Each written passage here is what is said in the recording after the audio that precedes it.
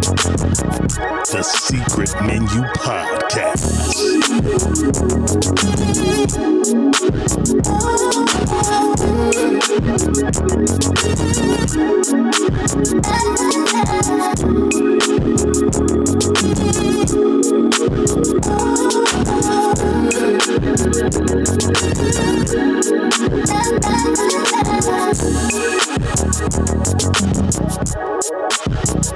This is fresh.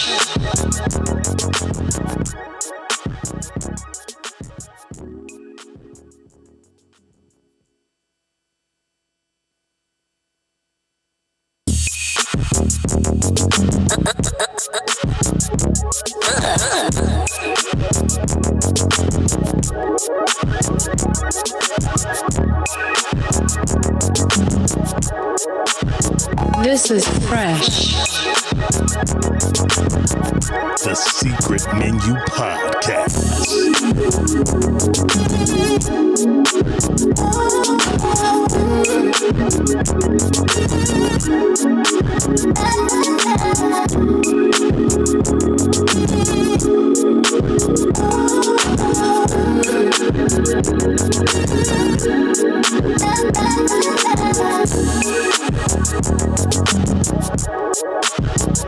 This is fresh.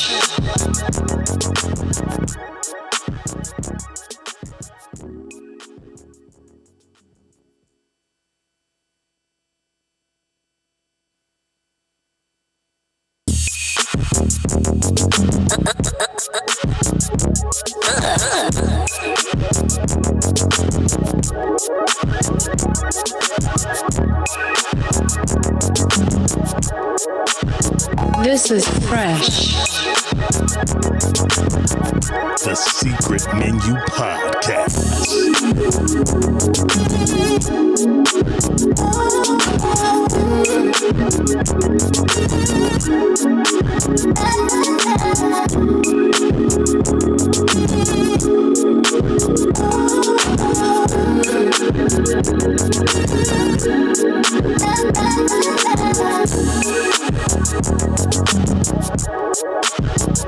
This is fresh.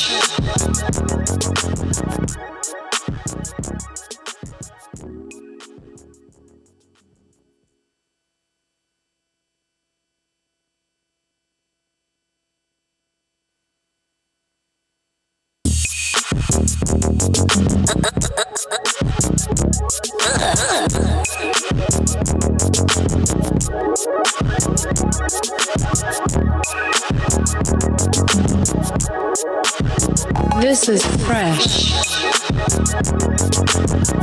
The Secret Menu Podcast.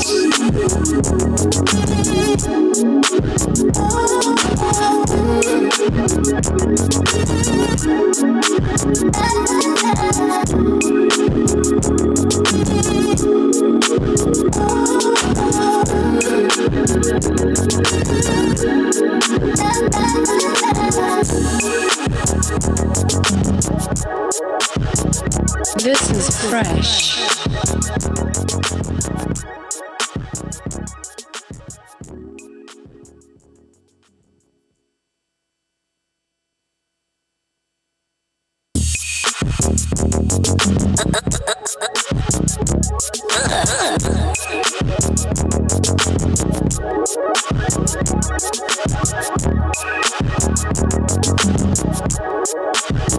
This is fresh.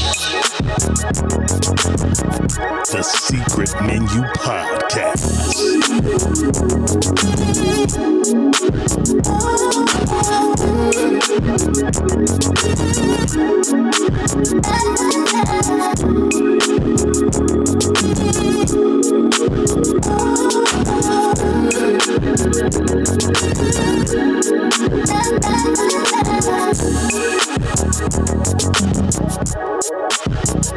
This is fresh.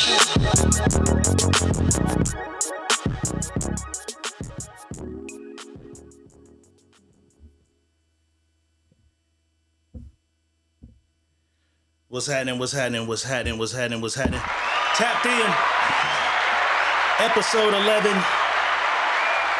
Today I got my guy, man, a good friend, a curator of dope shit, a curator of style, a curator of art. He's an artist, but he's also a trendsetter. He's a tastemaker. You know what I'm saying? If Sam thinks your shit sucks, it probably sucks. You know what I'm saying? A staple in the city, though. Although he wasn't technically even from Fresno, he came and did something in Fresno that was amazing, which was FTK on Blackstone and Shaw. Have not seen anything like that prior or since, man. I got Sam from FTK in the house. Sam, what's good, bud? What's on, DA? What's good, buddy? Glad you took the time out to, tap in with your boy. Yeah, man. Anytime I can catch up with you. Can you hear me okay? Yeah, I hear you well, yeah. Okay. Yeah. Been a long time coming. I've seen the previous episodes of this, so Yeah. I'm glad that I got to check in with you. And, this is a 20-year anniversary of our friendship. Yeah. So. 20 years. I'm trying to find this wire. Okay, excuse me. Okay, there we go. 20 years, man. You've seen a large part of my life. You know what I'm saying? My career. You know, a lot of the homies, all the homies loved you. You know what I'm saying? Steve Mackman. Shout out Steve. He had a special place for Shout you. out, Michael. We just talked the other night. My dog from Oklahoma, Gutter, used to really, you know what I'm saying, fuck with you. All my guys used to fuck with you. You know what I'm saying? I met you through Hectic. But before we get even into that part of our history, we want to talk about your history, bro. Where were you even born? I was born in the Navy Hospital in Mare Island in Vallejo, California. My parents are both from the Valley. So both my parents are from Lemoore. Okay. And my dad joined the Navy. And back then, Vallejo was a Navy town. So they had the Naval Hospital there in Mare Island. So that's where I was born. Okay. But my mom moved up to Vallejo, and she was a country girl from Lemoore, and she got into drugs and a bunch of bullshit up there. And so my grandparents came and took me from her. Wow. And brought me to this ranch down here in Central Cali. So it's a ranch sort of outside of Coalinga, up in the mountain. And my mom ended up passing from all the drug bullshit. I never even knew that. At what age were you when mom's passed? I was 4. But to be honest, it wasn't like that traumatic because my grandparents had already been raising me. You didn't down here on the ranch anyway. Yeah. Know what was going on at that time. Yeah, no, I didn't go to the funeral or anything, man. Like I just, they just told me, oh, your mom. I mean, I had a relationship with her, but my mother, my parents anyway. My dad was stationed in the Philippines at the time, and so I was living here with my grandparents. So they kind of raised me as like a little cowboy out here on the ranch. Wow. And then my dad remarried when I was 6, and then he took me to go live with my new stepbrother and my stepmom in Vallejo. We went back to Vallejo. Wow. So and then that was even though you didn't really know like your mother, her story kind of comes full circle because we both have friends who had like drug issues later. Yeah, definitely. Yeah, definitely, man. Definitely. Although you didn't understand it at 4, later in life, you were told the story, and then you have these friends who had their battles. For instance, Coley Cole. You know what I'm saying? Shout out Coley Cole. Yeah. Who was my guy who had these drug issues. Once you understood like the drug thing with our friends, you know what I'm saying? Did that kind of make you think back on moms in that situation, or it just never really was a thing to you? Because 4 is young as fuck. Yeah. I mean, whenever I was a kid, my grandparents didn't tell me your mom died because of, drug issues. They just told me she had lupus also. So for the longest time, I thought that she died. I thought that she died from lupus. Right. And then when I got older, I found out that she actually ended up committing suicide because of drugs. So, wow. But and that was something, like you're kind of like at one period in my life, I was a little bit embarrassed about that. But then, yeah, of course, but as a result, like I always sort of stayed clear of drugs. Of that shit, right? Yeah. Me kind of too. So, my father had this, and this is what's crazy about my story is I was always told my father was just this mega drug dude. You know what I'm saying? Just super crackhead motherfucker. So I, other than weed, would not really fuck around with nothing because I'm like, it might be hereditary. I might go off the deep end. I fucking become a drinker, and then as an adult, I run into my cousin, and he's like, crack? Yeah, your daddy did a little bit of crack, but boy, alcohol was his demise. Like, you know what I'm saying? And I'm already a fucking drinking motherfucker. So, yeah, so I understand when you said, well, the lupus thing, and lupus is a painful disease for some people. Some people with lupus, like, it will make you want to give up. You know what I'm saying? Here's a photo of, is this you, baby Sam, right here? About how old are you right there? Yeah, I was probably 7. I sent that to you because I wanted to show you, man. Like, even though I grew up in the Bay Area, my little line is, I was born and raised in the Bay, but made with Central Valley parts. So I got a Bay Area brain of game, but a Fresno heart. Yeah. Look at that shirt right there, man. I see it. Bulldogs. Yeah, you see that shirt? I was definitely, raised with the Valley in my veins. Right. So you say your dad the new stepmom and stepbrother, or he just had the brother?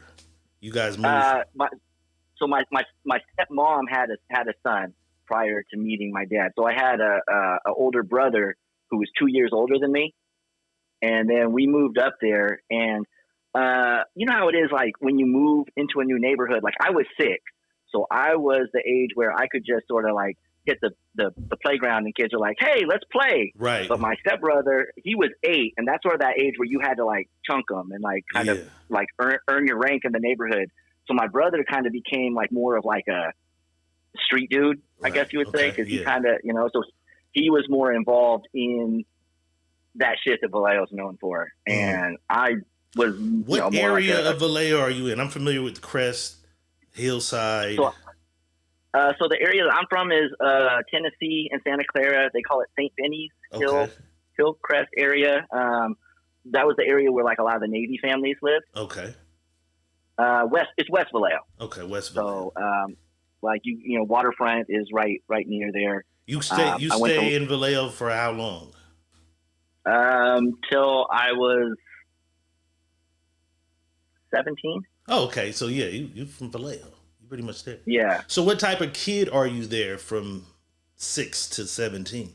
Like what type of kid are you in school, in the neighborhood? I mean, I went to a magnet school. I mean, I was, in the gay program and all that shit. I did too. I'm a gay kid too though. Yeah. I was smart until I got to high school and I'm ditching the smoke and fuck around. But I was a pretty smart kid. So you're a genius coming up. What were your interests though? Like, so I was a lot more into, I guess, what we would call like your traditional like boom bap hip hop. I was a graffiti writer. Okay. I sent you that picture. I definitely dabbled in like all 4 elements from graffiti, breakdancing, hip hop, and rap, actual rap part. So like the rapping part, man, I didn't really, like I'm in Vallejo. I'm at the bus stop and like cats are rapping, and so that actually happened more whenever I moved down to the Valley, and I would hear people rapping, and I'd be like, man, these dudes are horrible. Like I could, and you know how it is, like when you move someplace, you kind of have an opportunity to like reinvent yourself, I guess. Yeah. And I never like embellished or like I never like made anything up or fronted, but I definitely because I'm sure there's people from Vallejo that are going to get on and watch this, and like they'll tell you, like I was, like a b-boy, like backpacker type dude. I wasn't really like a rapper. I was more like a schoolboy / graffiti writer. And what's the first boom bap rap shit you discovered? Like early on, like what were your favorites? Who were your Man, favorites early on? man, this is a story I was telling the other day.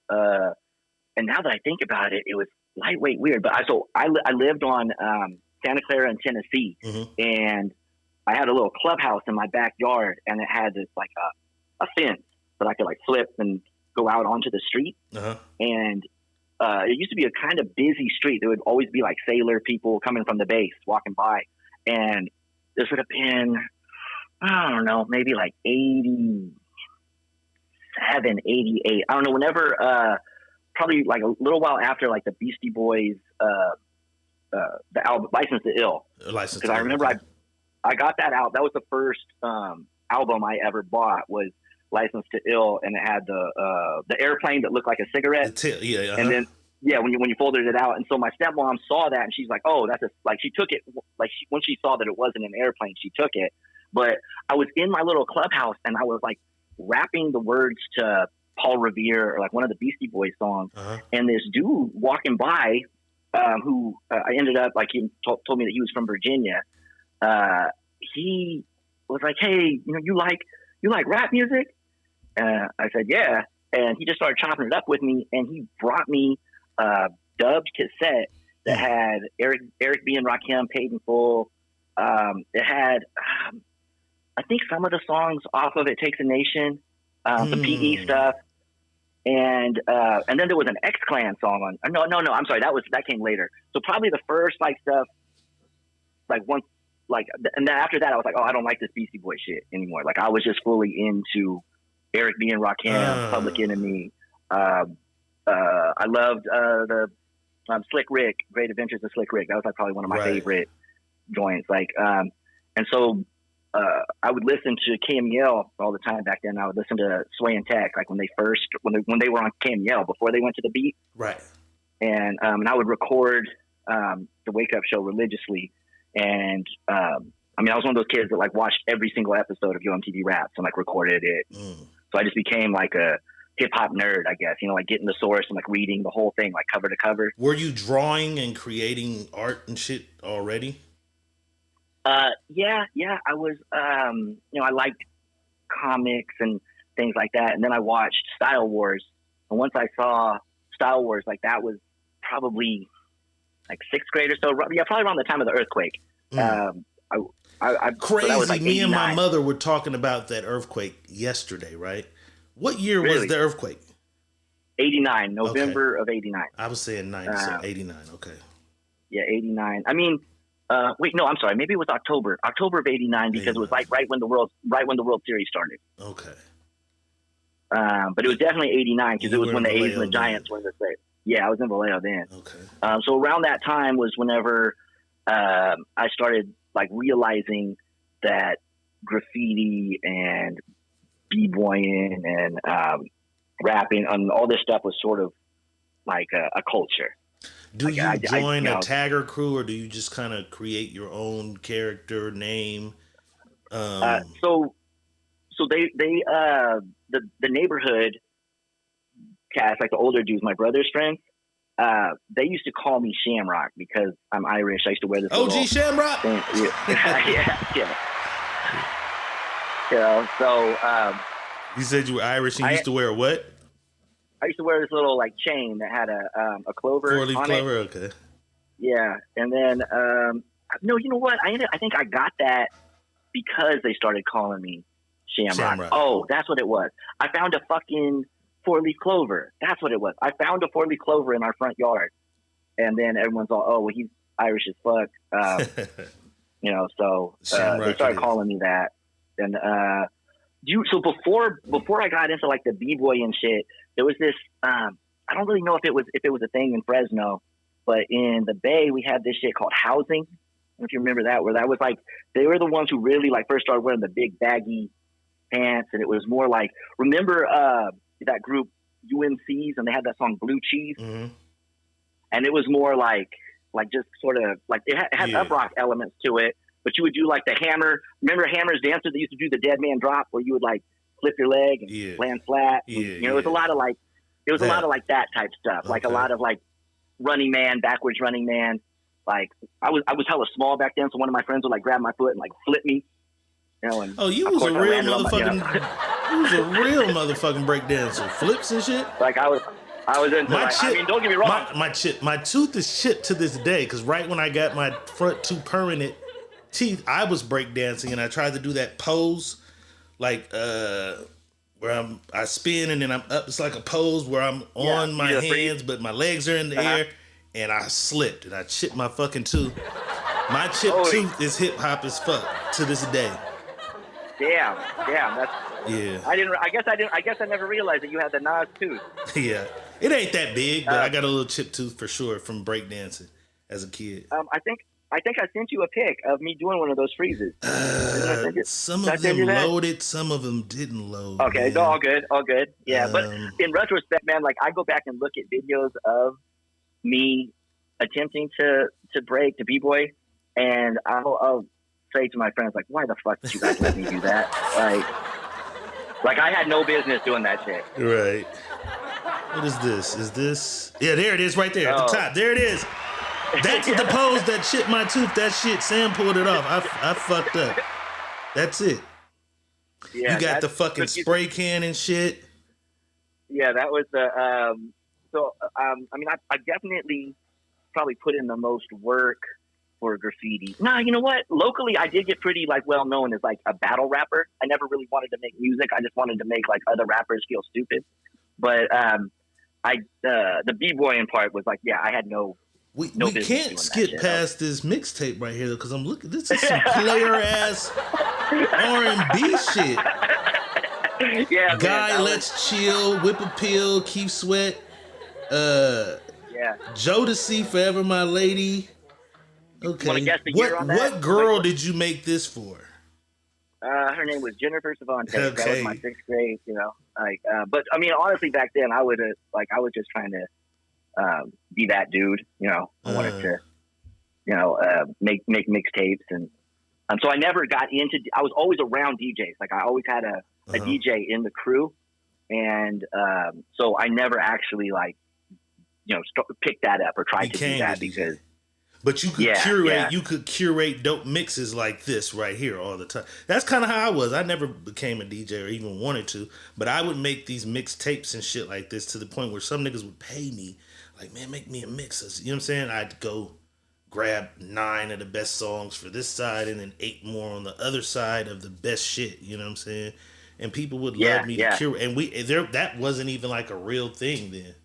Like, we were curating these playlists and shit back then. So you've always had a knack for what was good and what was dope. I'm surprised because a lot of young dudes would not fuck with the R&B shit back then. They wanted to be too tough. Yeah. You know what, man? I feel like that's definitely something that's different about the Valley as opposed to the Bay. Well, my neighborhood was really culturally diverse. I live next door to a black family and then also a Filipino family, and Filipinos are hella into R&B. Like they love R&B. And then obviously my neighbor, you know, black family, like they like schooled me on like all the old shit. And also, you know, I told you how my mother passed when I was really young, and one of the things that I found of hers was this crate of records, and that sort of gave me an idea of like who she was as a person. Right. And so there was a bunch of like country records because my family told me that she wanted to be a country singer. And but then there was also like a ton of Earth, Wind and Fire records. There were a ton of Ohio Players, like just all sorts of like funk records.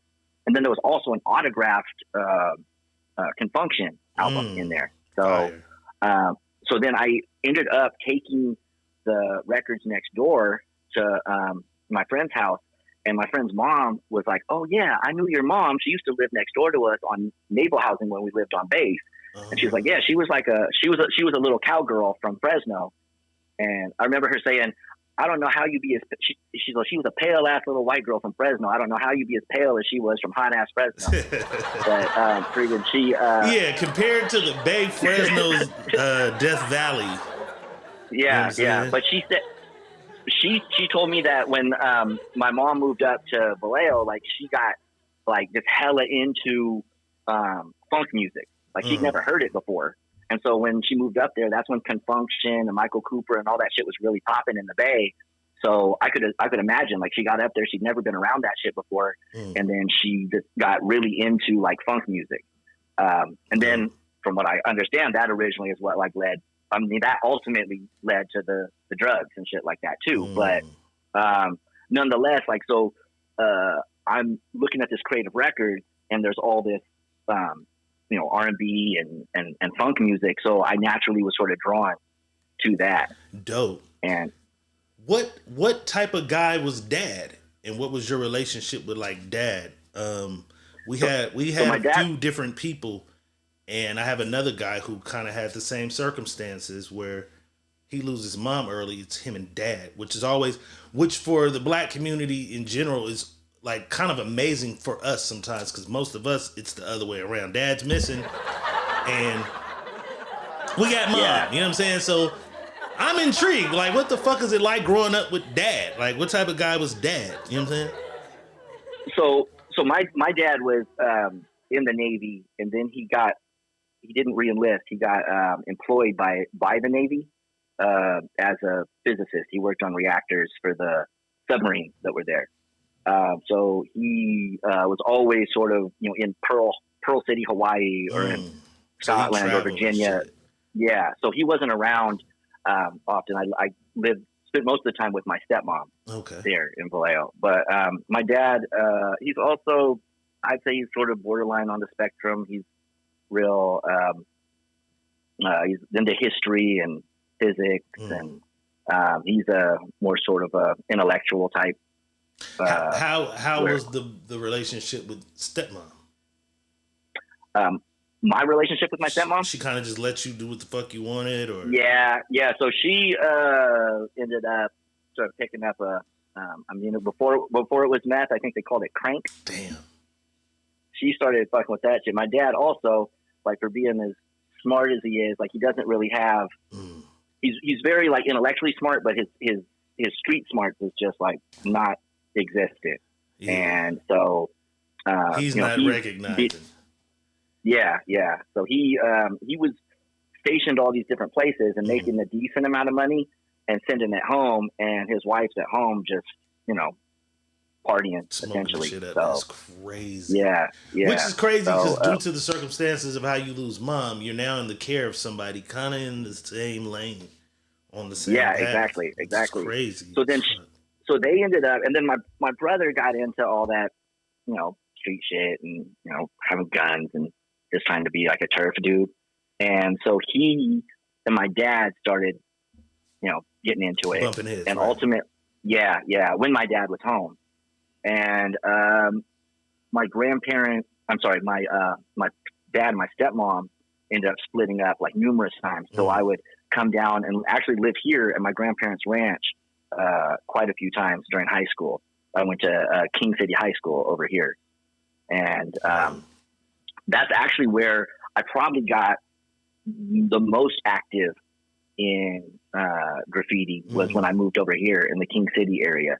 I mean, I ended up going to juvenile hall for that shit. Damn. Like, I was really just like painting trains. And so were you caught in the act, or did they put it together? Like, this fucking shamrocks all over the city. Who's this culprit? And then they track you down and find out that you're the shamrock guy? Or how did the juvenile hall shit happen? So, this is not me at all. But, you know, when I went to King City, like my first day there, literally my first day at King City High School, I was on some like, so up in Vallejo, like I didn't get fucked with a lot because the cats in my neighborhood kind of like, I don't know, they were like protective of me. They kind of like looked at me as like their little brother. You're one of their own, for sure. Yeah, and like they were like, and then also my older brother was respected. So like a lot of, you know, I didn't really have any, like I was definitely protected, I guess. I would say. Now, I told this story not that long ago about when I was in the 4th grade. The first time I ever asked this girl out, I was like, you know, like, will you be my girlfriend? And the girl, she like, I sent her friend over, like, hey, blah blah. She came. Her friend comes back and she said, nah, she doesn't like you. She says that you're too stuck up. and I'm with my friends, and we don't even know what stuck up means. You know, it's like fourth grade, we're like 9, Right. and I go, stuck up? Like, what does stuck up mean? And my homie Travell goes, hey, she's right though, man. I stick up for you all the time. And I was like, damn, you know. So that being said, like in Vallejo, I was definitely sort of like, you know, I was a nerd.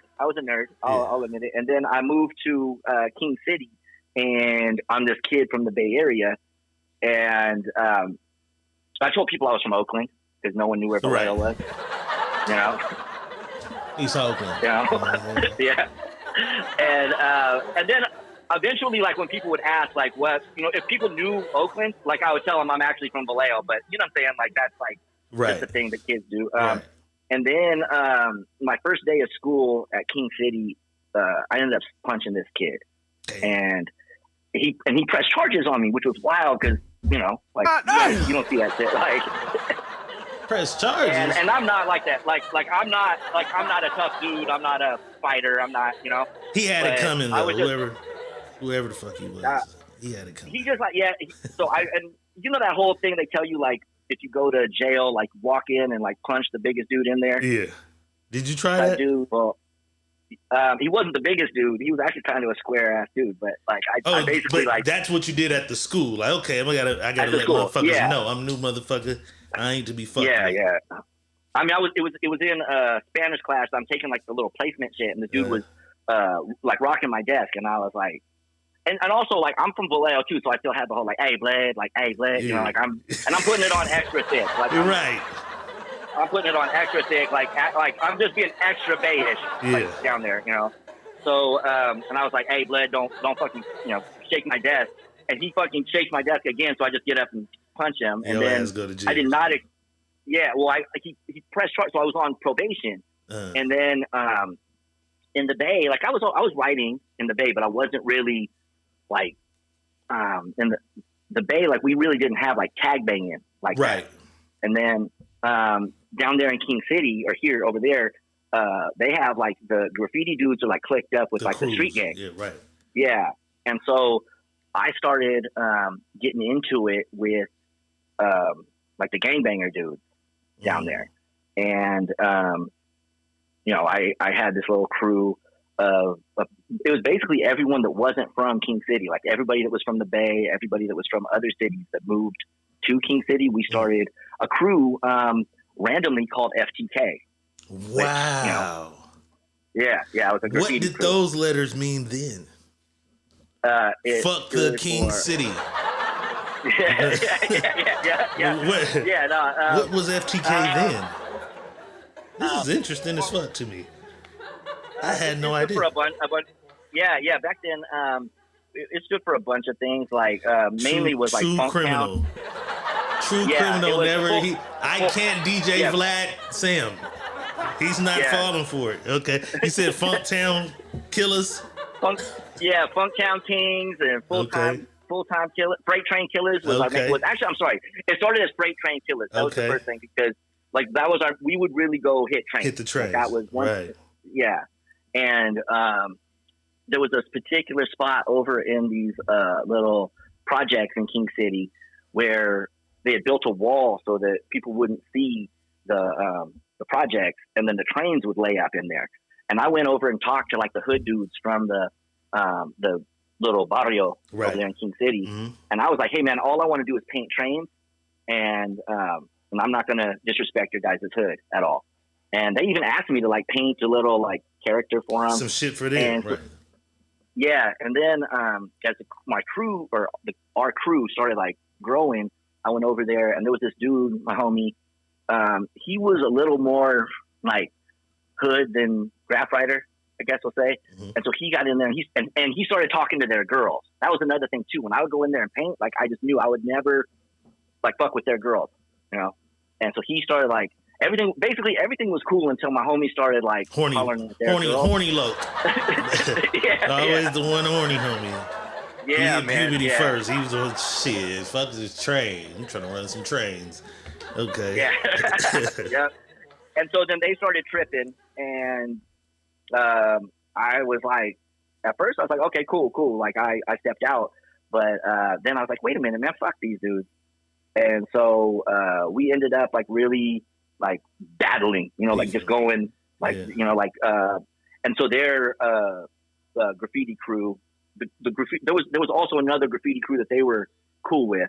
And so we just started battling, and I got caught with spray paint on me.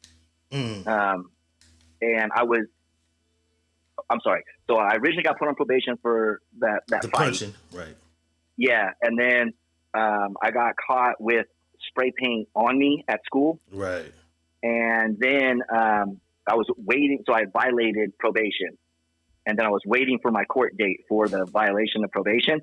And they caught me with my friend. Like, we had just destroyed this city called Greenfield. Like, just where we were battling a crew from over there, actually.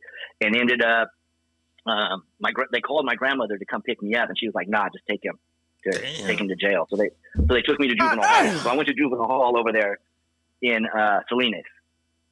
And that was sort of an interesting perspective where I really met like way more like street dudes in there. And what was interesting was all those dudes in juvenile hall over in Salinas, like they were hella interested in all of the like local music from the Bay Area, from Vallejo. Right. Mm-hmm. And so then that shit made me like way more interested in the Mac Malls and the Selly Cells and the Young Lays. And I kind of became like I was familiar with it, but I was, like my preference was more Tribe Called Quest and Boot Camp Click and stuff like that. This other genre. Yeah, and like I said, I knew it. Yeah, mob shit, and I always like, and also like I always liked it. I didn't even peep the FTK on the hat here. Yeah, is this around that time? That's dead at that time. Like that's literally that time. Like so that when I went from like little nerdy hip hop nerd from Vallejo, and then I moved down here to I'm going to school like down here with my grandparents. I'm going to King City High School, and I'm kicking it with like all these dudes and. These cholo dudes start really like funking with us, and we were like, nah, fuck that, funk town. Like we were really like just like whatever, banging back, I guess we would say. Right. We call it that, And I ended up going to juvenile hall, and mind you, I'm an AP student in juvenile hall. Fucking genius in here. It was fucking. It was definitely sort of like an eye opener. For me, like being in the hall for that. I mean, I ended up being in there for like 60.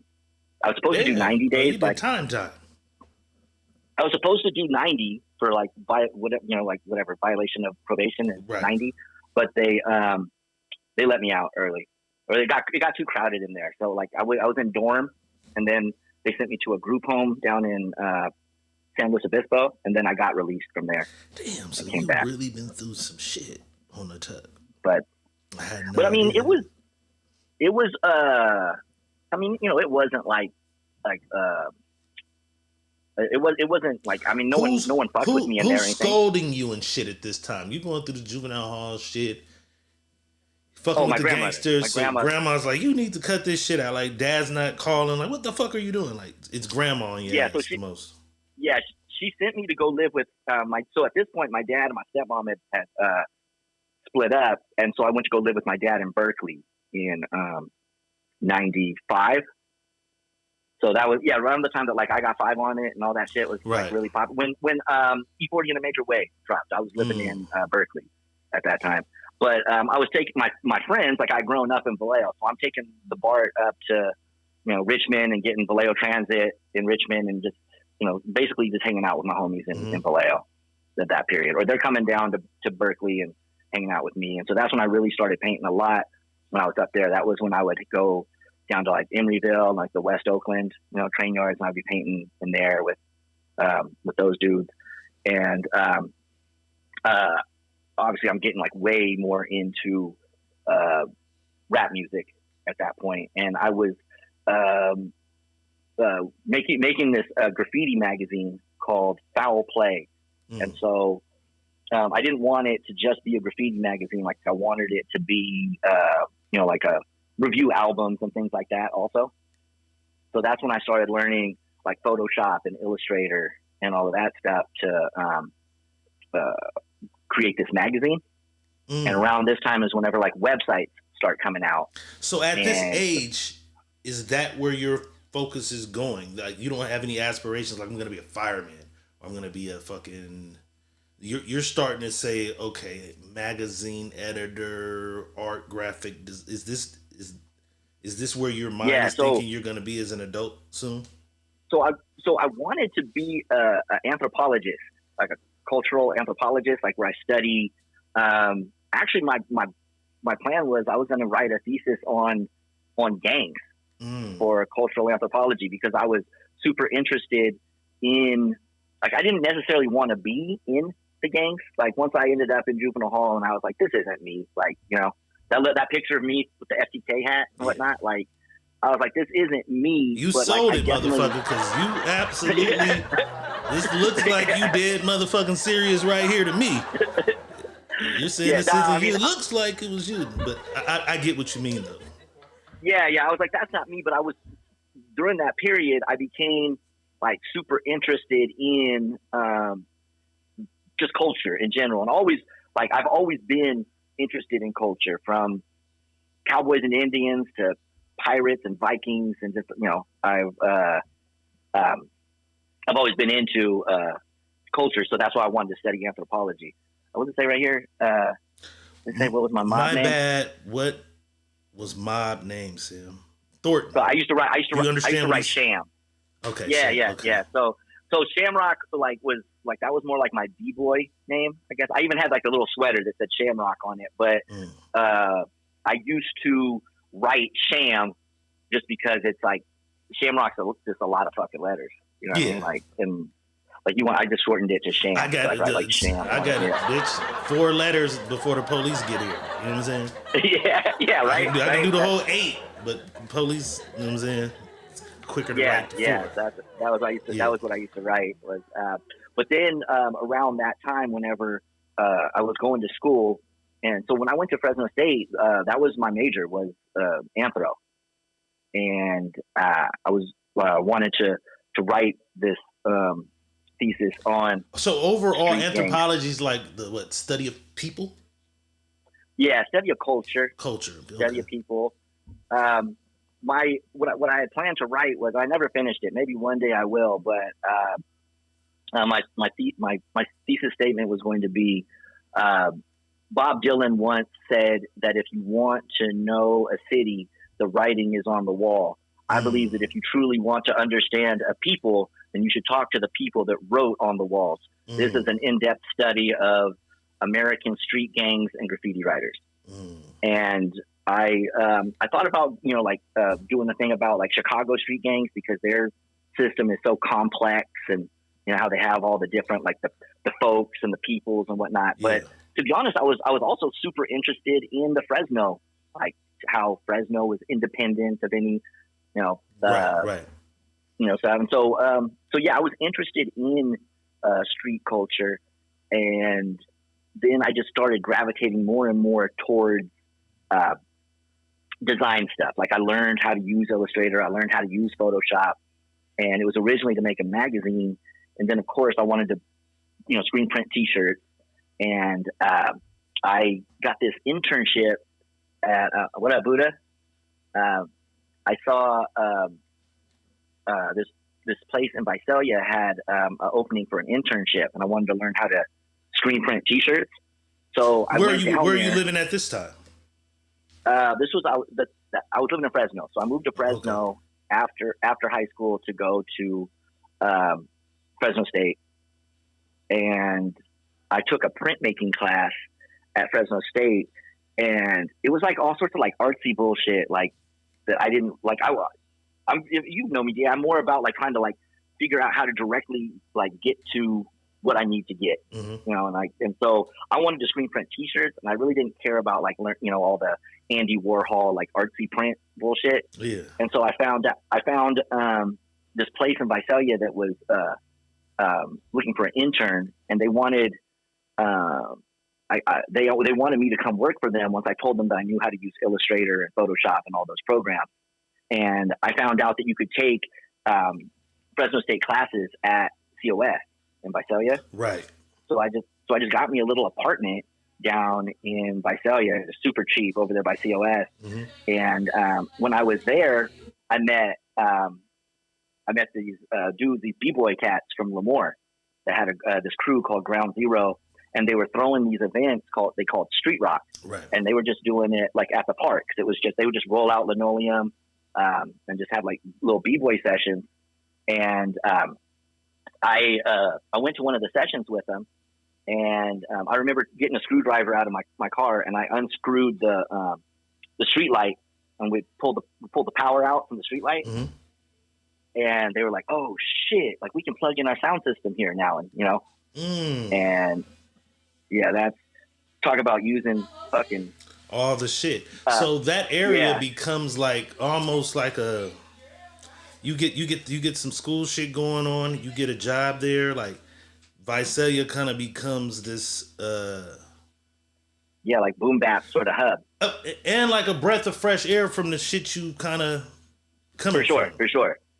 Yeah, I mean, I'm not gonna lie, man. Like, I wanted to get as far away from my homies that were in King City as I could, and that's no disrespect to them. I'm still cool with a lot of them, but at the time, like, I just didn't want to be around that shit. Like, I that picture of me with the hat, like the route that kid was going, like it's crazy because that kid that I'm 16 in that picture, and 2 years before that, I'm at Crystal Middle School in Sassoon, and I was voted most likely to succeed from my class in the 8th grade.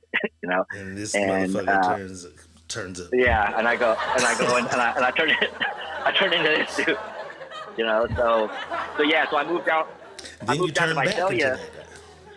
Yeah, well, I moved to Visalia, and I'm at COS, and just going to like my regular classes there, and I'm in this screen printing class there, and talking to these b-boys and whatnot, and one of them comes in with this mixtape called For the Kids, and I pop it into my Iowa Walkman, and I'm like, damn, this is some really good shit. Like, this dude's on the shit that I'm on. Like, how the fuck does this dude know about nonfiction? How does this dude know about Cage? How does this guy know about Pharoah Monch? Like, at the time, remember, like, before everyone got savvy with the internet, there wasn't like a lot of like access for this like independent music. Who made the mixtape? Yeah, his name was Bobby Noggle. DJ motherfucking Bobby. Interesting. This is interesting as fuck. Yeah, I'm getting an education right now. So yeah, I find this mixtape called For the Kids, and I was like, yo, what the fuck? Like, this is really good shit. And I end up linking up with him, and I start doing some album, designing stuff for him. How do you find him? You just like where is he at? Who's this guy? So Visalia is not very big. It's not. I mean, it's about the size of Clovis. And so a middleman says, "Hey, he wants to meet you," or you just pop up and knock on the door. Yeah. Hey, got your tape, motherfucker. What's up? So around this time too, I think I told you, like, I never rapped in Vallejo, but when I got to Fresno State and when I was in Visalia, like, if I saw people rapping, like, I would get like almost offended. Like, I would just go up and like make like be on some lyrical.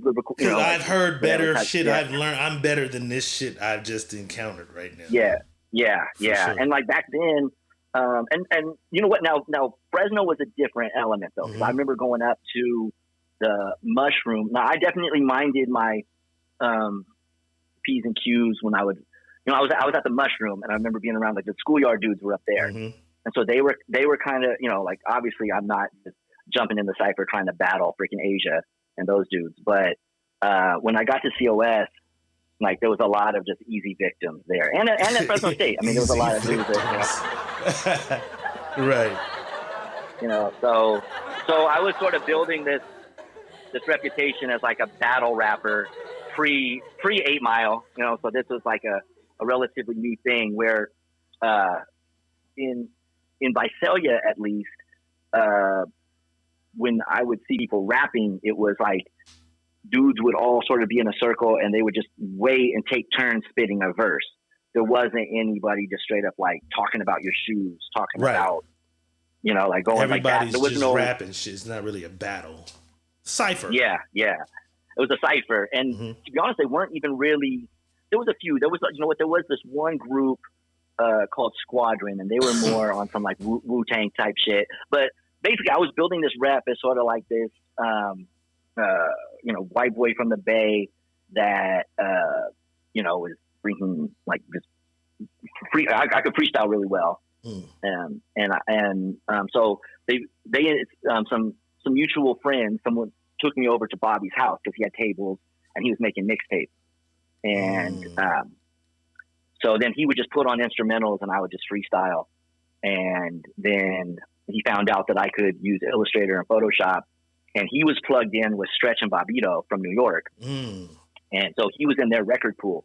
So he was getting all these records from them. He was also like hella tapped in with Benny B from ABB Records. So that's like Dilated Peoples and Defari and all those, you know, LA and Bay Area, like, you know, I guess you'd say like underground artists.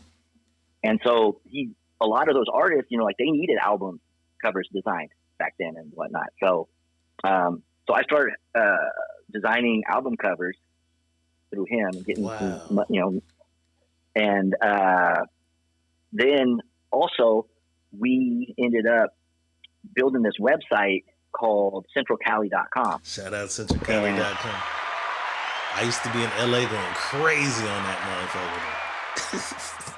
Yeah, centralcali.com, if you remember, because this is pre-social media, so that was kind of the first hub for like someone in Fresno to link up with like a rapper from Fresno could link up with a producer in Bakersfield or, you know, and whatnot. And so with the creation of centralcali.com, the promotions and the attendance of these street rock events started growing. And then that's when we ended up meeting Heck. I ended up this girl ended up taking me to the Fresno State radio station, and that's when I met Heck. That's when I met Joey Diesel. That's when I met like a lot of the, you know, I guess you'd say like the heads in Fresno. And we wanted to try to figure out how to monetize centralcali.com because it was getting so much traffic. So Bobby was just going to sell the records, the extra records that he got in his record pool. And around this time, I'm over at Bobby's house, and he was, you know, playing some new records, and he got this Royce the 5'9" record, and he had it on, and there was a part in there where Royce goes, "Nickel 9."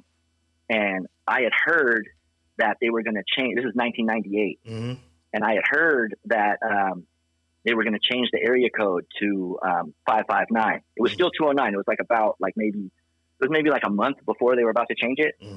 And so when I heard Bobby play that Royce shit, I go, "Hey, scratch that back. Go nickel 9, nickel. And Bobby scratched it back, and I was like, "Oh shit!" So I went home, got on Illustrator, and I made a graphic with like these two nickels and a 9mm. And I was working at a screen printing shop at the time. So that's when a rough version of this was produced. Was born. That was my favorite. That might have been my favorite shirt out of all of them. The nickel. Yeah, that was. But that. So I was slanging. Oh, and so sorry. I had this shit where I would go to I would be in Visalia, like my classes Monday, Wednesday, and Friday. But Tuesdays and Thursdays, I would still go up to Fresno. I had some classes still at the Fresno State campus. Right. And so I would go up there and I would slang nickel 9 t-shirts just out of my backpack, like in the quad area there. And so I started selling a decent amount. I mean, I wasn't making, you know, enough to pay my rent or anything. Right. But, you know, enough for my gas and shit like that. I would sell a couple shirts, like, you know, a week. But we decided that we were going to put a store section on centralcali.com. And then we had all these connections for, like, you know, graffiti magazines and for the spray paint tips and markers and things. And Bobby had all these connections for, like, these records, like hieroglyphics t-shirts and Def Jooks and Atmosphere and Rhyme Sayers, all that stuff. Like, we could get that So we ended up just opening up a store in Visalia. CentralCali.com was the first FTK store without the Central. At first it was just going to be like a warehouse for us so we didn't have to keep all the shit in our apartment. Mm-hmm. And then we were like, well, if we're going to open, we're not going to call the store CentralCali.com. We're like, what should we call it? And I had a graffiti crew called FTK. Right. Bobby, an acronym for the kids, was called FTK.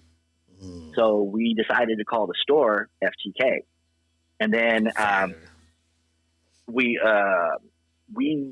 knew a mutual friend from Dinuba who was working for the brand LRG. And so we were one of the first shops outside of Southern California that had sold LRG. Mm. So as LRG started growing as a clothing brand, because at first they were just sort of like T-shirts and hats and things, but as they started making denim and as they started spearheading this stuff that eventually became known as streetwear, right? We grew into that store. So the first store was just a little shop on Central Street in Visalia, and then we ended up moving on to Mooney, where I think that's the location I came. Mooney. Yeah, Mooney. I remember you came down in like 2003. A little shopping center, a little small parking lot, but but it was a decent sized shop though. Yeah, it was fire. That shit for me, it's amazing to come in here and like, oh, the guys who own this shit, like, you know what I'm saying? That was mind blowing for me. You know what I'm saying? Yeah, so was it Heck? Was it Heck that brought you? Yeah, Heck brought me for sure. Yeah, Heck brought me for sure. Yeah. So at that point, we had once we opened the store, we were doing open mic, and we were still doing street rock, and Heck had helped with all the street rock events, and then also we helped him with the urban combat events. And I just got really close with Heck. Like Heck and I bonded. Like his birthday is the day after mine. I mean, to this day, he's one of my best friends. Shout out Heck, Soprano. Yeah. My God, Heck. Yeah, that was mind blowing to see that. And now knowing how you and Bobby even came together, because I'm thinking like you and Bobby were just friends from birth, but I'm not knowing this whole history of turmoil and trials and tribulations. I mean, it took you to. I mean, don't get me wrong, like place. Like I really respected Bobby when I first met him, because Bobby is also like, gate kid, smart dude, and he had the same sort of like passion for hip hop also. I'd say Bobby is definitely. Did he like lose his desire nerd. To rap once the store took off? Like, did he like? How many more projects did he have after that? Bobby was always just a DJ. Oh, so it was a mixtape of mixes. Yeah, mixtape. I'm sorry. I'm thinking this motherfucker was rapping and shit. No. I'm sorry. I'm like, Bobby had bars. I knew you rapped. I'm like, Bobby was rapping? Okay. So it was a mix of all these artists that you were naming. I heard you say, okay. Yeah. So he had these mixtapes that had like all this, like, he was basically listening to the same type of shit that I was listening to. And so when I heard this For the Kids mixtape, I was like, man, who the fuck is this? Like, and how does, I didn't think that anyone in Visalia knew about that. Right. The type of shit that he was on. And then we meet and we're like, basically like, like just two, like we have very similar interests. Remember I was saying like how I loved Slick Rick, and like Bobby showed me this letter that he wrote Slick Rick when he was in prison, and like Slick Rick wrote him back. And we're just like, what the fuck? Like we had like the same, he also had every single episode of Yo MTV Raps recorded on VHS. Okay. And I was like, I also like, what I'm saying? I'm like I have it too. Like minds combined. Yeah. So we met each other like probably like we're both like 2 years out of high school, and then we just like we just were kicking it every day after that, and then we're just working on projects. So when you guys go get the first location on Central, like neither of you ever done anything like this. You know what I'm saying? Right? No. So it's like, you just find a location, add a for rent sign. So this girl that I was dating at the time, her mom was a property manager, and I was getting. So I had screen printing equipment in my garage of my little townhouse, and I needed a space. And she was like, okay, why don't you guys get this storefront that's available over here, and you can put a little store at the front and you can screen print in the back. So originally I had all my screen printing equipment in the back of the shop, and then we started slanging so much fucking LRG that I ended up just knocking that wall, like moving my screen printing shit back into my garage, and then knocking down the wall and expanding the store, and to the point where we outgrew that, and then we moved onto Central Street. Onto Mooney. Fire. And so all that stuff was just doing really well, and it wasn't just LRG. I mean, LRG was like the hottest selling, but for sure we had all that shit. We had we had the hundreds. We had like the music was doing well. Yeah, I discovered LRG through you guys for sure. It was CD era, so you guys had tapes and CDs and shit, or CDs, right? Yeah. We had CDs and vinyl. We sold vinyl, and then we were one of the like few places you could get like fucking Tribe, Low End Theory on freaking vinyl. Right. Like back then, Tower wasn't really stocking that. Tower Records wasn't really stocking that shit. What was the reason for the move? Better location? We outgrew it. We outgrew the little spot on Central Street, and we had more space on Mooney. We had more space for our retail, but then it also had about 1,000 square feet in the back that we were using just to warehouse shit, because LRG was moving so fast. And then that was when we switched over from centralcali.com to FTK online. And we upgraded and made our shopping cart encrypted, which was a big deal back then. What does that mean? People still so prior to that, right? Like if people wanted to order something, they would call the shop and they would give us their credit card number, and we would write it down, and then we would manually punch it into our credit card terminal. So we paid the extra loot to get an encrypted shopping cart. Where they do it all themselves. That's some new shit. Yeah, that's some new shit at the time. And there was, and then so around the same time is whenever we go to Chicago because of a friend out there, and we meet this dude Drew, and we end up getting connected with Kanye and Don C, and we meet Kanye, and Kanye is telling us that one, I had screen printing equipment, so he wanted me just to replicate his Skyline logo, which a lot of people think that I created that Skyline logo, and I try to correct it all the time. A girl from Chicago named Scout did that logo. I didn't do the Skyline. I lie and say you did it all the time. I didn't do. Sam made that Skyline. Sam made the bear. Sam made Kanye. No. I did the bear because he. So you did do the bear. Well, first he did. Yeah, I definitely did the bear. The bear.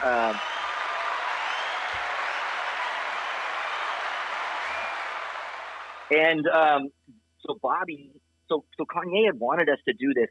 He wanted his logo to be the Godfather type whatever deal, and he did get someone to actually do that logo for him. But he had asked us, and Bobby and I were like, man, you don't want your logo to be a flip of something else, Right.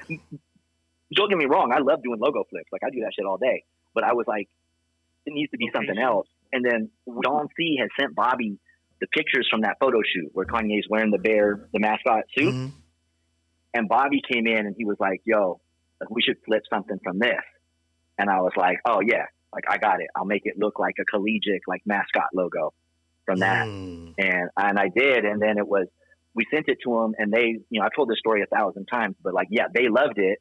And they asked us how much we wanted for it. And we were like, nothing, just let us sell your merchandise. Let us, let us create a merchandise section on FTK Online for Kanye West merch. And so because we had just got that encrypted software. So when we did that, we ended up making quite a bit more loot than we were making. We were already doing decent. Right. I had bought a house off of LRG money, and then I paid it off with Kanye money. So say that. God damn it. So fire, bro. So when they agree, like, oh yeah, hell yeah, you can sell exclusive Kanye merch here. Is it Is it like exclusive? Is this like the exclusive hub for his shit, or do they have it a Yeah, few yeah. places and you're also able to sell it? No, so because we had just got that, encrypted shopping cart service, Kanye, or I'm sorry, his manager was like, we don't have a shopping cart on KanyeWest.com, and we had just got that service. So Bobby is super savvy with like using HTML and like building a website. Right. So Bobby got the HTML code from Rockefeller, that they hosted the KanyeWest.com server, and he put it into our so we built a page that was FTK online /Kanye. But if you went to KanyeWest.com and you clicked on shop, it took you to our website. But we made the interface looked seamless, so people didn't even know that it when looked they like were they ordering. never left. Right. Exactly. So people were ordering from the Kanye West .com shop, but it was really going to FTK online. So everything was being shipped from Visalia, California. So you look at like old school Kanye merch. Actually, you know what? Here, hold on. Grab this shit real quick. Historic, man. So this right here, like this is like one of those Kanye fucking Miracle Whip t-shirts that got fucking 86. But if you look on here, it says, Visalia, California. So it's a Kanye, like all of the Kanye merch was coming out of Visalia. Fire, bro. And so then, you were there when we had the grand opening of FTK Fresno. Fire. So what prompted you guys to make the move? So you know what? Or was that store still open there? You had them both? Yeah. Okay. We kept them both, man. That's what a lot of people I don't think realize is that we had FTK Visalia and FTK Fresno. I thought that closed when you opened there. Okay. No. I mean, it eventually did, but I knew that it was just a matter of time that if we didn't open up Fresno, someone else was going to open up a Fresno store. And it was to the point where 50% of our customers were from Fresno. They were coming down to Visalia. And so we opened up the location on Blackstone and Shaw, and Heck helped us find it. Actually, Heck was a huge part of getting that that's spot fire going. because that's like prime real estate location. Are you guys looking at like was it a drastic difference in price for rent? Yeah, it was, but it wasn't too bad because it wasn't like Shaw and Blackstone back then. I feel like the Mason Dixon line has moved up to Herndon now, but back then that used to be the That was it. Yeah, Shaw used to be the, if you go across Shaw, you living good, motherfucker. Yeah. So we would get like those Clovis West kids would come down and buy sneakers, and but we'd still get the hood cats, that would come up from the West Side would still come up, and so you guys are kind of like just learning as you go. Like, how the fuck are you acquiring? You motherfuckers got shoes in your store in Visalia and on Blackstone and Shaw that a motherfucker can't go get in the mall. Man, so that's an interesting story about that, and I hate that that I was wrong. I'm not a big fan of being wrong, but when I am, I definitely I take that back. I do like being wrong because it's an opportunity to learn. But I fought for this, man. I got introduced to the Nike rep through people that Kanye's people knew, right? And I said we would like to have a Nike Energy account so we can get the quick strike. And I'm not going to say my Nike rep's name, cool dude, but he said some shit. He was like, we don't consider Fresno an energy area. And I was like, there's damn near 600,000 people in Fresno, and we've got more people than Oakland. We have more people than Sac. We're the fifth biggest city in California. There's all these other places that have. And they said, yeah, but we sell plenty of soccer cleats in Fresno. But Fresno, Yeah, no, he said that, and he was, and It just he hit said, me though. You said you hate to be wrong, so you're pushing the line like, no, there's enough yep, traffic, there's enough people there to buy these shoes. yeah, Oh, you were wrong. yeah. So I was arguing with him, man. I was like, hey, like, nah, we can push this energy stuff. And so, sidebar, like, Nike energy accounts, these Uh-huh. quick strike accounts, like your undefeated and your Huffs Mhm. and these places, they typically get their own sneaker and whatnot. They create these accounts because they're where all the tastemakers and the influencers go. Right. And Nike pretty much just like breaks even on those doors. They're not pushing, like hardly any weight out of those doors. And then what they do is they look at the sales from those doors, and then they use those colorways and those silhouettes to sort of base the shit that they end up ultimately. Yes, the stuff for like the finish lines and the Foot Lockers and things. So he said that we open a Fresno door that could ultimately fuck up our algorithm. So you know what I'm saying? Like having a Fresno in the equation when with all these tastemakers, and if Fresno isn't truly a tastemaker city, that could fuck up their whole their whole system. Trig is in the house. On there. Hey, is that in Trig? Yeah, that's Trig. Ryan Brown is Trig. Oh shit, my man. Yes, sir. My man. What's up, bro? So they take the gamble on you? So they wanted a Kanye sneaker, right? They wanted to do a Kanye collab. So they end up giving us this Nike Energy account. And so we're getting all of the, the hype shoes and whatnot. Mm-hmm. And the thing about Fresno is that when, times are good, times are real good. But like, as I'll get to later, Fresno does not really have a middle class and, or even a middle ground of style, we'll say. Right, So later I'll talk about how that affects us. But so, yeah, we were, people were buying all the shoes. We were moving the work that they gave us. And then it came time to design a sneaker, and I asked them if we could do a 90 because no one had done a 90 yet. Everyone was doing Air Max 90. Okay. Yeah. Shout out to Air Max. All the sneaker shops were doing Air Force Ones, or they were doing Dunks. And so we asked if we could do a 90, and we wanted to do this sneaker called the Ag 90, which was, like sort of greens and browns, and it had a map of the valley in the inside, and had this like rows of fields. It was super like ag themed. And when we submitted it, they said, "Oh wait, I thought that this was going to be a collab with Kanye." And I was like, "Oh shit," So we sort of like leveraged our relationship with Kanye to get this account. Right. And we ended up being like, "Nah, we're going to we want to do this like ag joint," and they ended up just shelving it. And then later on, they put out a 90 that looked exactly like that. Stole and they called your it the homegrown. Fucking Nike. They called it the what? Yeah. They called it the homegrown. Fucking bastards. Stole our shit. So then, we got this Nike Energy account, and they were telling me, they're like, "Hey man, like, I really think you should transfer into an account that we call the Urbano, which is the Urban Latino account, which was pretty much the same thing that Sheik had." And I didn't listen to him. I said, no, we're good. We're gonna, whatever. And then sure enough, man, like it went from, having kids sleep in front of the store to, buy sneakers when they dropped, to when the economy started slipping in 2008, the Great Recession started rolling around. And that's when all the kids on the West Side started wearing Converse and Chuck. And you guys don't carry the regular basic shit.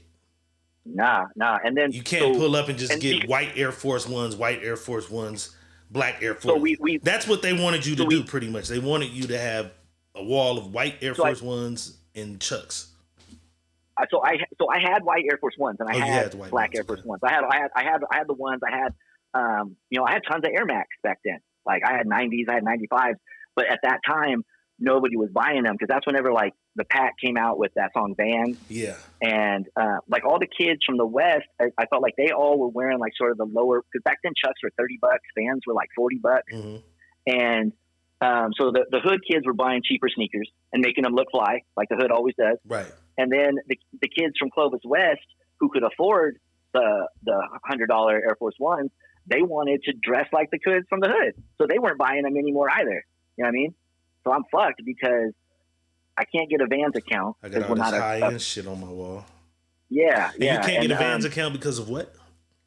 Because we weren't a core sneaker account. I'm sorry, we weren't a core skate account.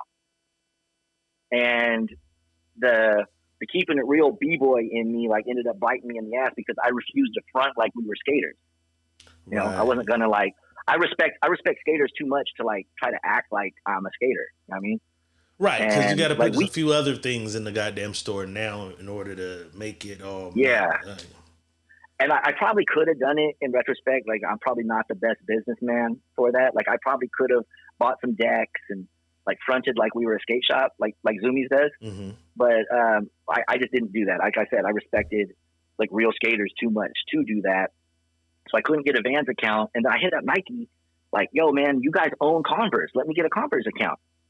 Right. And I've said this before in other interviews, like Nike's like a goddamn like cartel, man. They're like, nah, you're going to push this. You're going to push this work we give you. You know? Hey, heroin's the new shit. Let me get the heroin. No, motherfucker, you going to sell that coke.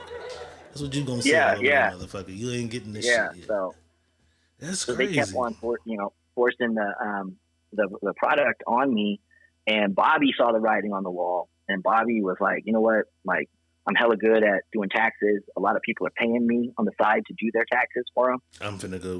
He's like, I'm gonna do this. And Bobby said, like we'd all. So at that point, we had closed FTK Visalia. At that point, we had both stores open. So in 2008, we closed FTK Visalia, and so we had them both open for 3 years. Like, we had 2 stores for 3 years. Okay. And we closed FTK Visalia because I'm thinking that more of the like Visalia cats always think that like Fresno has something better. Did both of you move to Fresno? Were you both living in Fresno at this time, or you were commuting every day? No, bro, we were commuting every day. Like, either Bobby was in Fresno, in Fresno, or Heck was. I'm sorry, or Heck was managing it for us sometimes, but usually it was either myself or Bobby was in Fresno every day. We still lived in. Because anytime I would come to the store, one of the two of you guys would be there. I had a homeboy named Rome. I don't know if you remember Romy, but he bought all. Man, that motherfucker spent so much money. Oh yeah, I remember that dude. He fucking loved y'all's store. He bought all his shit from out of there.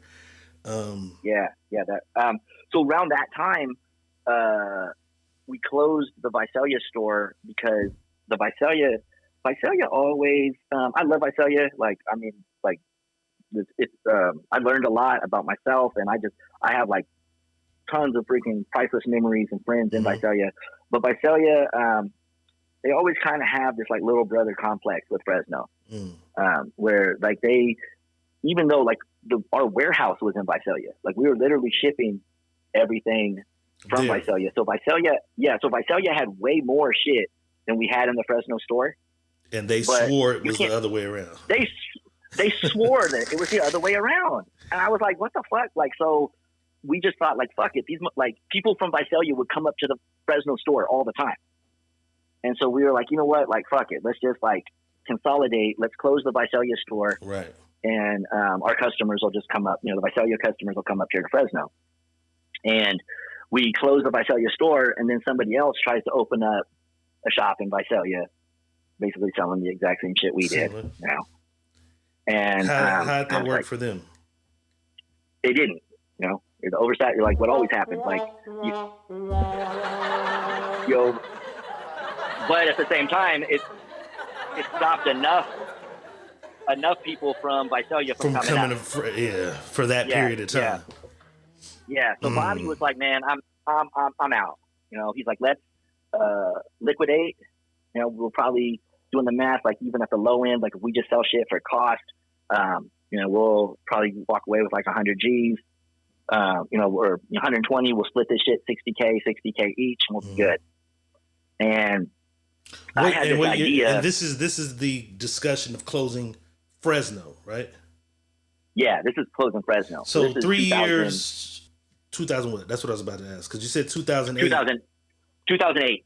So after we closed the Visalia store, Bobby was like, you know what? Like, bust it. Let's close. Fresno goes how much longer after that? A year?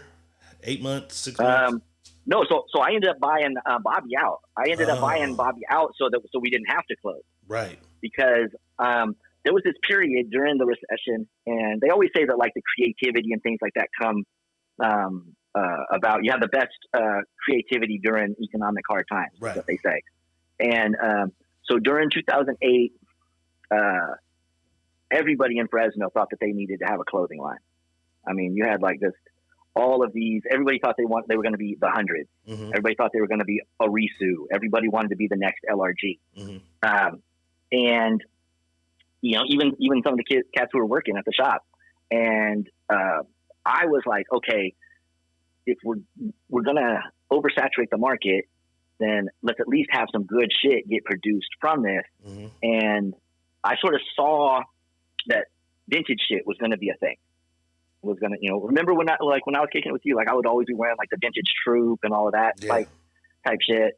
And so I was like, you know what, I'm going to bring in all of my vintage shit, my vintage collection, sort of have like an archive in the store. But then I'm also going to start this sort of like Buffalo Exchange, Plato's Closet type shit, where if you bring in your old LRG shit or your old, you know, the hundreds or whatever, we'll give you store credit, and it'll kind of have that like little like vintage section in the store. Fire.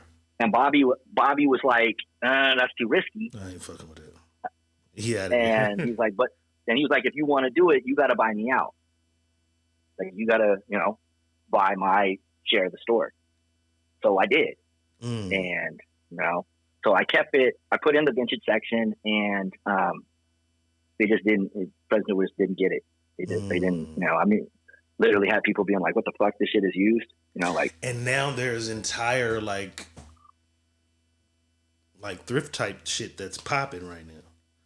Oh, yeah. That's so the main shit. Yeah, like, you were ahead of the curve, you know what I'm saying? Shout out to Nisha Ruff for the 99 stars. Appreciate the love. Appreciate everybody that's pulled up and viewed. That's crazy, man. So how much longer do you go? 2008, you said? To when do you decide to shut the doors on the store? Or do you try anything after the vintage shit? Do you take that out and try something else after that? So when it was little, like, so, you know, I've told the story before about how Fash was, you know, shout out to Fashon. He was chilling at the shop,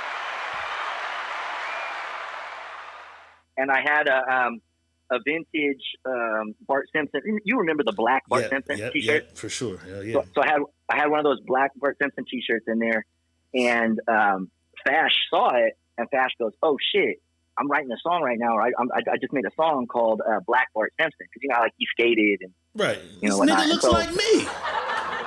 So he was like, "Y'all put all this shit together." So he told me that, and I was like, "Yo, I'm gonna make a Bart Simpson T-shirt of you." Because remember how they used to do like Bo Jackson Bart, Michael Jordan Bart. I was like, "I'm gonna do a Fashion Bart." And remember, his thing back then was they would wear all the purple Grizzly shit. Mm-hmm. Remember, they would wear like the old purple, you know, the Grizzly gang. So I did this Bart Simpson T-shirt of Fashion, and he was wearing all the Grizzly shit, the Bart Simpson, you know. And shouts out to I think it was Evan Nebuchadnezzar. Like they're the ones who plugged in with Grizzly City Kush. Remember he had that. Mm-hmm. Yep. He might still have it. That's still but they wanted to promote that, so they had him. They had the character. They wanted me to put like the character smoking a joint, and so I did, and I ended up getting a cease and desist letter from the Grizzlies. So I go down there to talk to the Grizzlies about the Grizzly shit. Yeah. So someone wore that shirt, that Fashion shirt with the Grizzly shit, to a game, and someone from the Grizzlies saw it, and then I ended up getting a cease and desist. Yeah. How the fuck did you get this? Like, yeah. So that's crazy as fuck. So I go down there to talk to them about, you know, I was like, hey, what if I just get rid of the joint? And they were like, yeah, that's cool. And then he had a skateboard in his hand. And we were like, yeah, we're going to make like a Grizzlies skateboard. And we ended up doing a New Era collab where we took their orange hat that they had at the time and we flipped the colors into purple. And so remember me talking about how like kids used to sleep in front of the store to pay for, exclusive, buy a $200. Yeah. So during the recession, nobody gave a fuck about that. Like people just were not showing up. Like I literally had to sell these $200 Air Force Ones for like less than what I got them for. Right. So, but that like inner, collector, I guess you would say, like that was still there. So kids still did want to like line up and get like exclusive shit. They just didn't want to pay $200 for it. Right. You know what I mean? So we had these, New Era hats that we were selling for $60. And so when we released those, Fashion was there. We dropped 144 hats and we sold out of them in in a couple hours. And there was a line, and the Grizzlies were like, what the fuck? Like, how the fuck did you do that? So that's fucking crazy because your graffiti bullshit, your devious mind, this guy right here, he pops, he comes back into Sam and puts a joint in Bart Simpson Fashion's mouth, but it actually gives you the relationship with the Grizzlies though, because you have to go talk to him about it. That's fire though, because if that didn't happen, maybe you would have never even had a relationship with them. Nah, no, I would have no reason to go down there, to be honest. Like I remember going down to the only time I would go to downtown Fresno, I would go down there to thrift, and I went down there to thrift, and I got a parking ticket, and then I went back to pay my parking ticket, and I got a fucking parking ticket while I was paying my fucking parking ticket. God damn. And I was like, man, fuck this place. So, fuck damn. So they tweet, you sell all these fucking hats, and they're like, what the fuck? Yeah. You so selling Grizzly, these are Grizzly hats? Yeah, there was the hat with the F on it. You got them selling like the purple. Fucking Yankees. Yeah. Like a Yankee ball cap. Those. You know what I'm saying? Fire. I mean, I'm not. I also have to give like Heck and Stash. They were a huge part of it for sure. Team effort.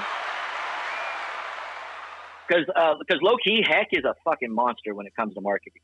He definitely took.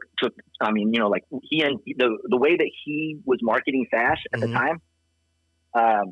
He was definitely he had the energy in the city at that time. This is around 2010, 2011. Yeah. So the Grizzlies asked me to be a merchandise consultant in 2010, November of 2010. Is the store still open in 2010? Yeah, the store's still open, but it's struggling, man. It is struggling.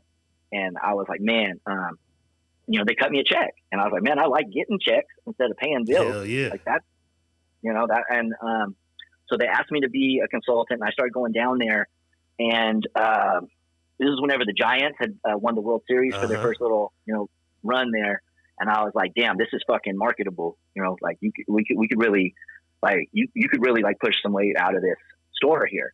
And so I started doing designs for them, and then they needed a graphic designer, so I ended up just getting a job as a graphic designer for them. Fire. And on my lunch break, and mind you, I still had the store open at the time. And I'm working at the Grizzlies part-time. And so I was downtown, and I was on the Fulton Mall, and I have this shit that I call the Fulton Mall epiphany, where I was on the Fulton Mall, and I'm looking around, and I was like, yo, this was really a city at one point. Fresno was really a fucking... a city, an inner city. You know what I mean? Vallejo, Berkeley, these cities that I grew up in up there, Fresno is bigger population, 5 times the size of Vallejo. But you've been to Vallejo. Vallejo feels like a city. Right. We don't have the sprawl that Fresno does. And so it just hit me, and I was like, God damn, this city has sprawled itself to shit. And the core of any fucking molecular structure is the nucleus, and the protons and electrons radiate around that, and everything, radiates outwards. But if you don't have a freaking solid core, if you don't have a solid nucleus, like you just have these free radicals everywhere, and you don't have any energy that radiates outward, And so I'm thinking about this on my lunch, and I was like, damn, man, what I created, because at this point I was 10 years in with FTK at this point, 2011. And I was like, man, like this brand that I created and you helped create, and Heck and Fash and all the B-boys and graffiti writers and all this culture that we like consolidated, I was like, fuck, man. And if Fresno doesn't actually become a real city, I created a brand that's counterproductive to itself. Like hypothetically, let's just say some white boy from Clovis like walks into FTK, and he's at that age when he decides, when he's 14-year-old Sam, and he wants to decide like whether he's going to be a fucking cowboy or a graffiti writer, right? And or in the Clovis case, whether he's going to freaking start collecting sneakers, or if he's going to, get some board shorts and go to the sand dunes every weekend in fucking Pismo, get a lifted truck or not. And he comes into FTK and he sees this culture that he might not have seen had he not come into FTK. And now he doesn't want to be just a regular ass lifted truck white boy from Clovis. He wants to live in a city, right? Right. And at the time, Fresno just didn't feel like a city. So I was ultimately pushing my best customers away. I was pushing them away to, the Coley Coles were moving to Santa Cruz. You know what I mean? Like everyone was moving to these cities where they could actually live in that sort of like lifestyle that we had sold them, the FTK sort of lifestyle. And so I just said, you know what, man, like I really need to like help build a fucking urban core in Fresno and like basically just make it like turn it into an actual city. And you take I felt like the Grizzlies and the stadium, I was like, that energy to do so. Yeah. So I was there, and I didn't know exactly how I was going to do it yet, but I get there and I said, fuck it. At least I'm going to like make the Grizzlies brand like the dopest streetwear in Fresno. So I get there and I start working collabs. I start collaborating with this kid Dorian and a bunch of these like dope graphic designers that are have shit popping in Fresno. And then because I'm a graphic designer, I'm working in the marketing department. So like the people that are creating all the events were there, and I was like, man, like you guys should like just celebrate Fresno shit. Like really make like more of our events like stuff that actually celebrates Fresno. And I pointed out to them that when I was going to Fresno State, I heard these two white boys arguing over which city had the best taco truck. Right. And I was like, that was always some Fresno shit to me. Like even when I would come down and visit my aunt in Fresno during the summers, and I'd go back to Vallejo, my stepmom, even as freaking tweaked out as she was like, no, we're not going to eat at a taco truck. That's a roach coach. So. Goddamn. And like people in the Bay Area, they love taco trucks now. They love food trucks. Hell but yeah. I swear to God, like they weren't doing that shit back in the freaking 80s or 90s. They were not doing that. But Fresno has always fucked with it. Absolutely. Fresno, Visalia, the Valley has always fucked with food trucks. Like all walks of life, And so and then I started seeing that food trucks were getting popular in the Bay. And I knew that, obviously, like when shit starts popping in the Bay or starts popping in LA, Fresno follows suit. It's going to follow eventually. You. So, one of the first events you guys did was what? Was it Taco Truck Throwdown, or what was it called? Yeah. Taco Truck Throwdown was an event I did with Mike Oz. Because Mike Shout Oz out Mike Oz, man. Yeah. He's still working for the newspaper? So he ended up quitting the Fresno Bee, and he started writing like baseball columns for Yahoo Sports. Okay, cool. And then Yahoo Sports, I think they just I think they cut a lot of people, but he ended up losing his job at Yahoo Sports, and he started a business called Fresno Streety, which is sort of an offshoot of like it's basically Taco Truck Throwdown for like he probably does about 5 or 6 different events a week. My God. with the Street Eat crew. And Pop, Pop, Yeah. he's part of it too. He works with them. Okay, shout out Pop. General Yeah, Pop. Pop was General Populist. Yeah, man. But so we did Taco Truck Throwdown, and it was super popular.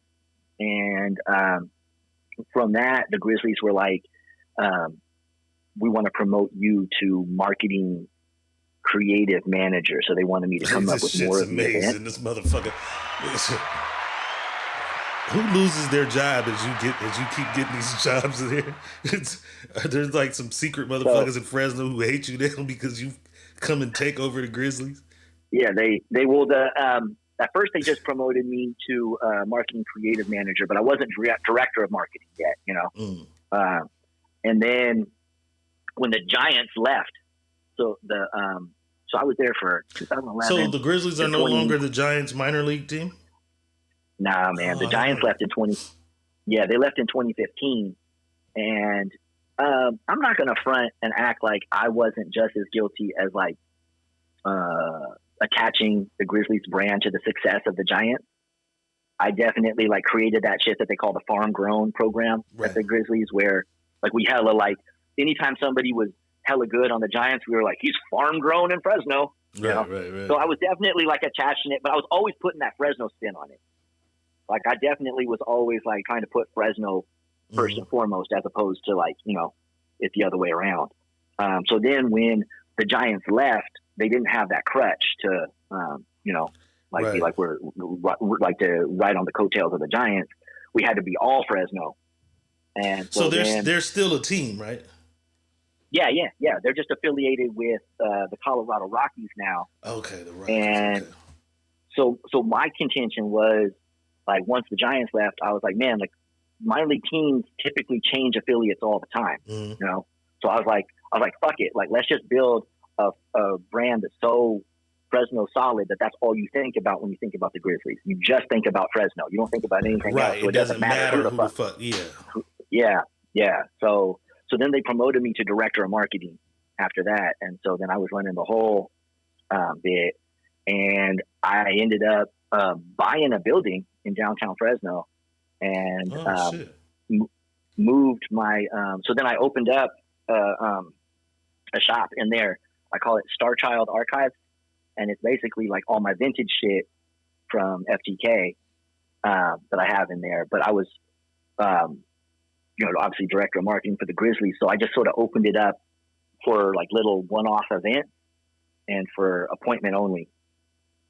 And so I still, that's crazy because we have like the marathon, Nipsey Hussle, the shit he does. Like you've been literally doing this shit way before that. Like people look at that shit like it's in it, but like he has his own designs, his own shit. Rest in peace, Nip though. But yeah, true. You've literally done this shit way before that even existed. Like you've had the store, you had the accounts, but you've had the nickel 9 tee, the in the no tees, which are the same as the Crenshaw tees and shit. Just crazy how far ahead of the game you've been this whole time. But go ahead. So you said it's appointment only. Go ahead. That's what part stuck out because marathon stores like that sometimes. Yeah. Because I mean, to be honest, it's in downtown, and I'm still waiting for downtown to really be, the hub of not just Fresno, but of Central California. Right. Growing up in Vallejo, like Vallejo never like wanted to be the hub of the Bay. Like Frisco was always that to us, Right. Frisco's the city, Oakland's the town, and we all gravitated towards the city. But I feel like Fresno, unfortunately, fuck it, like because Fresno hasn't really had its shit together for so long, that the Visalias and the Hanfords and the little cities around Fresno, they're trying to be that city themselves. They're growing, yeah. Yeah, and so what I really want is for downtown Fresno to be that San Francisco hub of like metropolitan life for the greater Central San Joaquin Valley, And in order to do that, we have to put. They're taking the steps to get there. Yeah, man, it's not paying like it's weighing at the moment. Like it's baby steps, but hopefully with high speed rail, if that ever gets done, If that who knows? motherfucker But ever happens, right? yeah, but right now, I still do events, and I still I'm no longer the director of marketing for the Grizzlies. I'm a consultant for the Grizzlies, and then I also, I'm on retainer with accounts. So I have Cockies, and I have a bunch of different accounts that I do marketing for, and I create events for. Like, created with K Rich, we created the Butter Brunch for Cockies, and then I have the store, and I only open it whenever we do events. So one thing we skipped over was the T-shirt that I think is just as quintessentially Central Californian as the Nickel Nickel 90 is these bad boys right here. I was actually making these the same time I was doing the the same time. Iconic. That is the greatest. That's the greatest tee right there ever out of the city, and that is the originals with Diego Red on the back of that motherfucker. FTK. Yeah, man. Fire, bro. Crackstone and Shaw. Man, hello. So, but what I would love to do, bro, is if Heck and you and I can press up in the know on vinyl, drop those and then re-release them in the no shirt. People have asked me for years to like repress Nick in the no shirts, and I've always been like, I'm not going to do it without DA. Man, I'm down. Just, you know what I'm saying? We just got to holler. Let's put it together, bro. I'm definitely down. Let's get it going. It's iconic fucking tee. I used to love that motherfucker. Iconic, bro. Yeah, man. That was.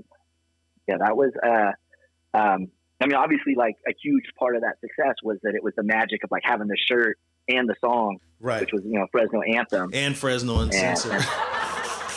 Yeah, right.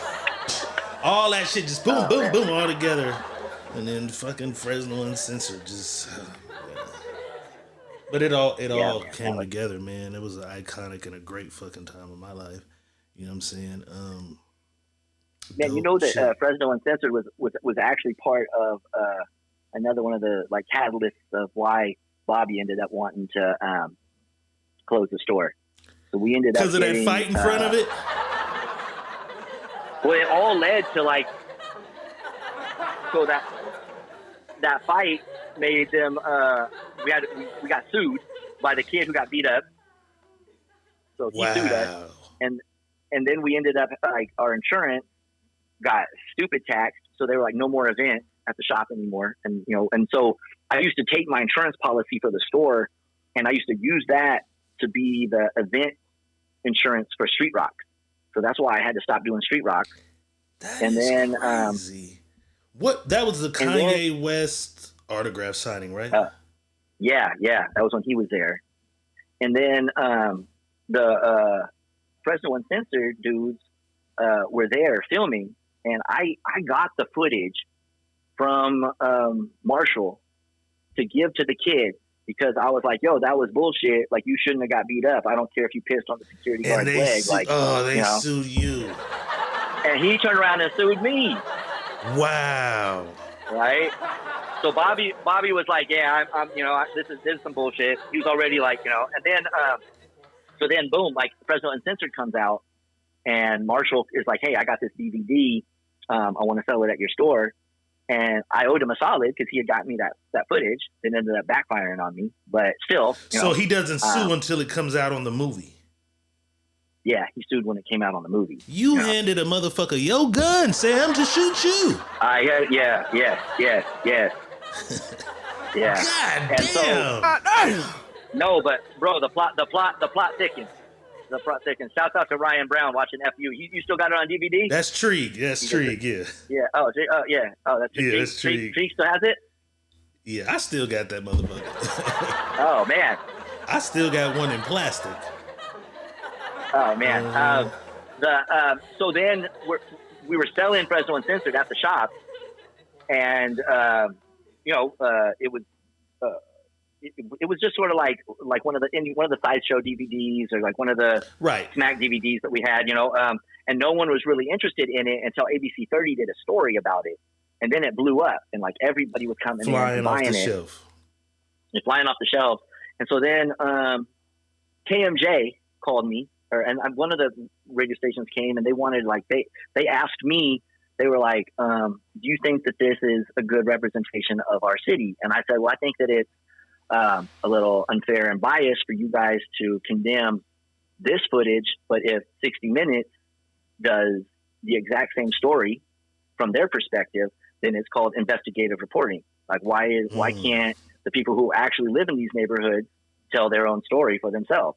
I was like, I'm not here to pass judgment on it, and I'm obviously, like, I'm interested in cultural anthropology, and I think that this is a great window into what's going on in the streets of Fresno. And they said, well, would you let your kids watch it? And I said, well, I don't think that my personal preference for what I want my kids to listen to should be, bestowed on other people. So I was a big advocate for Fresno Uncensored. I was on some, like, anti-censorship shit, and stood my ground. And then the city ends up sending in an undercover 16-year-old girl who bought the. Now, mind you, we should have called. We should have asked her for ID. Like, that's something that, even if she was buying like a rap album with cuss words on it, you're technically supposed to ask for ID. And we didn't. But what I didn't know, and I'll be honest with you, man, like, I've watched Fresno Uncensored like hundreds of times, but I never got to the end where they go to the damn Bunny Ranch. What is it? The Bunny Ranch, whatever. Yeah. I love some Fres hoes. Yeah, I'm not gonna lie. I never got. So this is lightweight pornography shit. Oh my god.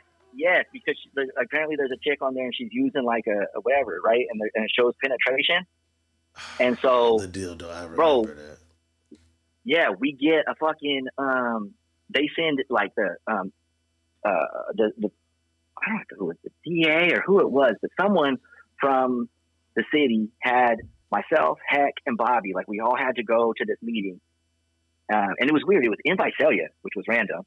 And we went to this meeting in Visalia, and they were basically like, "Look,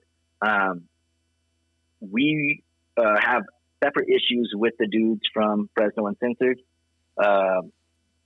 We want you to stop selling this product and any future products made by these people, whatever." And I was like, okay, well, I said, I know Marshall comes in, like, I know him, but he's not like, saying like whatever, like, he doesn't have a ton of other products. Right. Fresno Uncensored was the only thing that he was really giving. Ever did, right. And so they told us, like, look, if you agree to stop selling this product, we'll drop the charges against you. They were like, if not, you can try your luck in court. But if you're found guilty, you'll have to register as a sex offender because you're selling pornography to a minor. And I was like, yeah, nah. Say what? Hell no, get this shit off the shelf. Yeah, I was like, nah, man, nah. So wow. So after that, like, Bobby was just like, bro, I'm good off of all this shit. You know what I mean? Yeah, he's like, fuck it.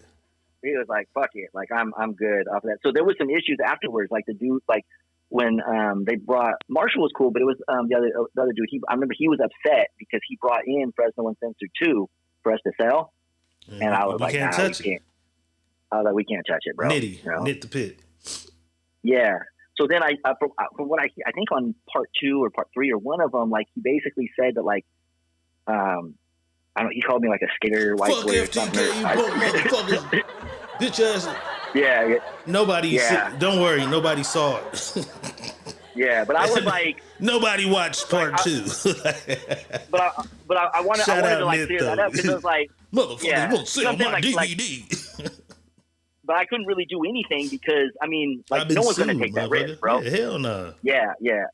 So that part, so that was kind of led to Bobby buying out Bobby, or Bobby wanting me to buy him out. And so yeah, that was pretty much like got me from where I was to there. But man, Jay, what we didn't do.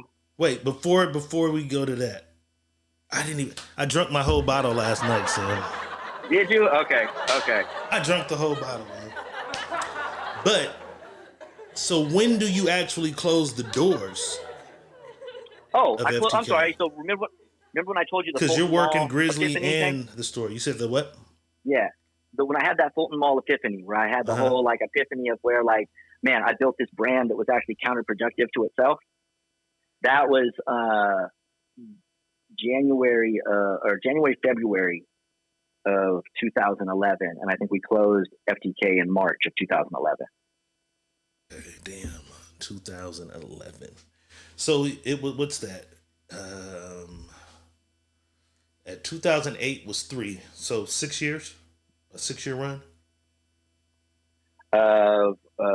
total. Well, because you said at by 2008 we opened FTK, but we opened the FTK by Celia in 2001. Okay, yeah, so yeah, way longer run, 10-year run. Yeah, 10-year run. 10-year run. F2 motherfucking K. You close the doors. Are you selling merch online, or is the website part still running? So yeah, man, for years I had like just all the shit from the store in my garage in Visalia. And then I ended up moving to Fresno. I bought that building, and now I have a shop that's by appointment only. You can go to starchildarchives.com, and that has merch. You can still get Nickel 9 t-shirts. I think I might have like 1 or 2 in the no t-shirts on there still. Like old ones, like old and stuff from back then. I'm not repressing those, but anytime like I do a new drop or things like that, like I put those on the website archive. Okay, archive. Sure. Yeah. So I didn't want to call it FTK because it's not FTK. Like it doesn't have sneakers. It doesn't have fits, tunes, and kicks. It just has vintage stuff, and then it'll have shirts whenever I do a drop. So like these Grizzly hats, like I'm probably going to drop these on there, like just any type of collab that I do, so like I said, if we do the in the know vinyl and t-shirts, I'd like to do that. Let's do it, have the event there. Let's do it. Let's get it cracking. You know what I'm saying? For sure. Well, you want me to do my traditional Irish toast? Yes. You ever heard me do one of these? No, I don't think so. Let's do it. Okay, here we go. Okay. Here's to Tapped In, where the stories flow, with laughter and wisdom and all that we know. May the taps never falter, the tales never thin, and the best of our moments be just where we begin. Slancha. Hello. That's fire. That is fire, man. Shout out Desiree. You've collabed with her on the was it the Notorious Big? Oh yeah. Des, Grumpy Burger Lady. Yeah, Grumpy Burger Lady for sure, Desiree. Yeah. How did that friendship begin, and the collaboration of that? Is that something she came to you like, hey nigga, I need some of that marketing you do? Like how did it happen? No, she I'm hella thankful. I'm hella thankful for her like giving me the platform to do some of these pop-ups. So as you can imagine, like as I'm doing all this shit for the Grizzlies, like there are the powers that be. My main man over there at the Grizzlies is this dude Derek Franks. He's the president of the Grizzlies now, and he's been the one that's like really had my back over there. Like, but there is some shit they're saying, nah, we can't do that. Nah, bro, it's come on. There's like back then, like they were like, nah, what is this? And I remember there was a point where like we're winning like promo of the year and we're getting all these awards and all this shit for like the Fresno tacos and all that shit. And I heard like some of the old ass like owners in the other room, and one of them said, well, you can't let this guy get too big for his britches. You can't be the best marketer in baseball without a baseball team. Wow. And I was like, word? Well, hold my Hennessy. And so I wanted to start doing more stuff outside of the Grizzlies, just to be like, nah, bro, like I'm not, I was doing shit before the Grizzlies. You're trying to make it seem like you're making me. I'm helping this shit. I get it. Like, yeah. They were on some like, yeah. So I had even probably back whenever like for years, I used to cook a T-bone steak, cheese, eggs, and Welch's grape on March 9th. That was just like a little tradition that I had. My dad, Yeah, every year for Big. You know, like I've talked about this before, but you know, most people like you celebrate them on their birthday, but I think it's the Cannabis line where he's all the greatest rapper of all time died on March 9th. And so for Big, I would always do that. My dad used to make peanut butter and banana sandwiches on Elvis's birthday, and so that was just sort of a thing that he did growing up. And you know, I told you I grew up on that PE, so Elvis was the hero the most, but he never missed nothing to me. You know, so, crazy. So, you know, what the fuck can I do on Tupac Day? Like smoke a Newport and drink Hennessy? What the fuck can we do on Tupac? Well, I mean, what we ended up doing the joint for Tupac after the Big shit. Though. Okay. But, what did you come up with? Well, so for the Biggie joint, you know, you've seen what we do. We continue doing the Biggie stuff because we never got any like cease and desist or anything like that. But so the Biggie pop up and Big Papa's pop up that we do was hella popular. And Dez goes, you know what? I'm not gonna lie to you. I'm way more of a Pac fan than I am Big. And she asked me the same thing. She was like, "What could we do for Pac?" And yeah, and I said, and then I remembered that when I was working with Kanye, you know, and like Kanye used to send me like sketches and I would do like, you know, whatever work off of his sketches. I remember around that time, like, seeing these sketches, online of Pac had these sketches that he left for a restaurant, a bar and grill that he wanted to open called the Power Mecca Cafe. And, so I went online and I found those sketches and I showed them to Dez and I was like, hey, like on, the anniversary of Pac's death, like let's bring to life this restaurant that he wanted to create. Like let's do a Power Mecca Cafe pop up, and it started getting super viral. Like Rolling Stone. I mean, shit. I did an interview for the BBC. And here comes Afeni. Like, yeah, you know, yeah. She ceased and desist that shit. You know what? Though? Rest in peace, Afeni. Though the ant was super cool. The ant was hella cool, but I'm not gonna lie, man. My white ass directed her straight to death. I was like, you know, that's what I wanted. How let your sister? Yeah, I was. What like, did they? They were just trying to figure out how they could get a percentage or something. What was the? Bro, you want to hear the greatest marketing blunder of all time? All time. Okay, like me, obviously being a fan of marketing. I used to think that the greatest marketing blunder was the fact that the James Bond movies, you know how they do like James Bond movies like every couple years? They didn't make a James Bond movie in 2007, which is wow. Yeah. What the fuck? I never knew that. I love James Bond too. Yeah, but that used to be the greatest. But then, man, no, I believe that this is worse. I believe that this is a worse marketing blunder. And this, I don't really think that this was Afeni. This wasn't the Amaru estate, but the people that were doing, they were working on the. We had already worked out a deal with them. Dez talked to the estate, and the estate said, "We don't endorse it, but we're not going to tell you that you can't do it." And then someone contacted us, the movie studio that was because what's it called hadn't came out yet. All Eyes on Me. Yeah, they were in the like it was wrapping up. They were finishing it, and they contacted us, and they called me actually, and they said, "Hey, we want to do a promo with you for this. We want to bring this dude to the pop up. The young guy, the actor, the guy, yeah. And, I forget his fucking name, but yeah." Yeah, and Kroger brand Tupac. Fuck yeah, my movie, you motherfucker.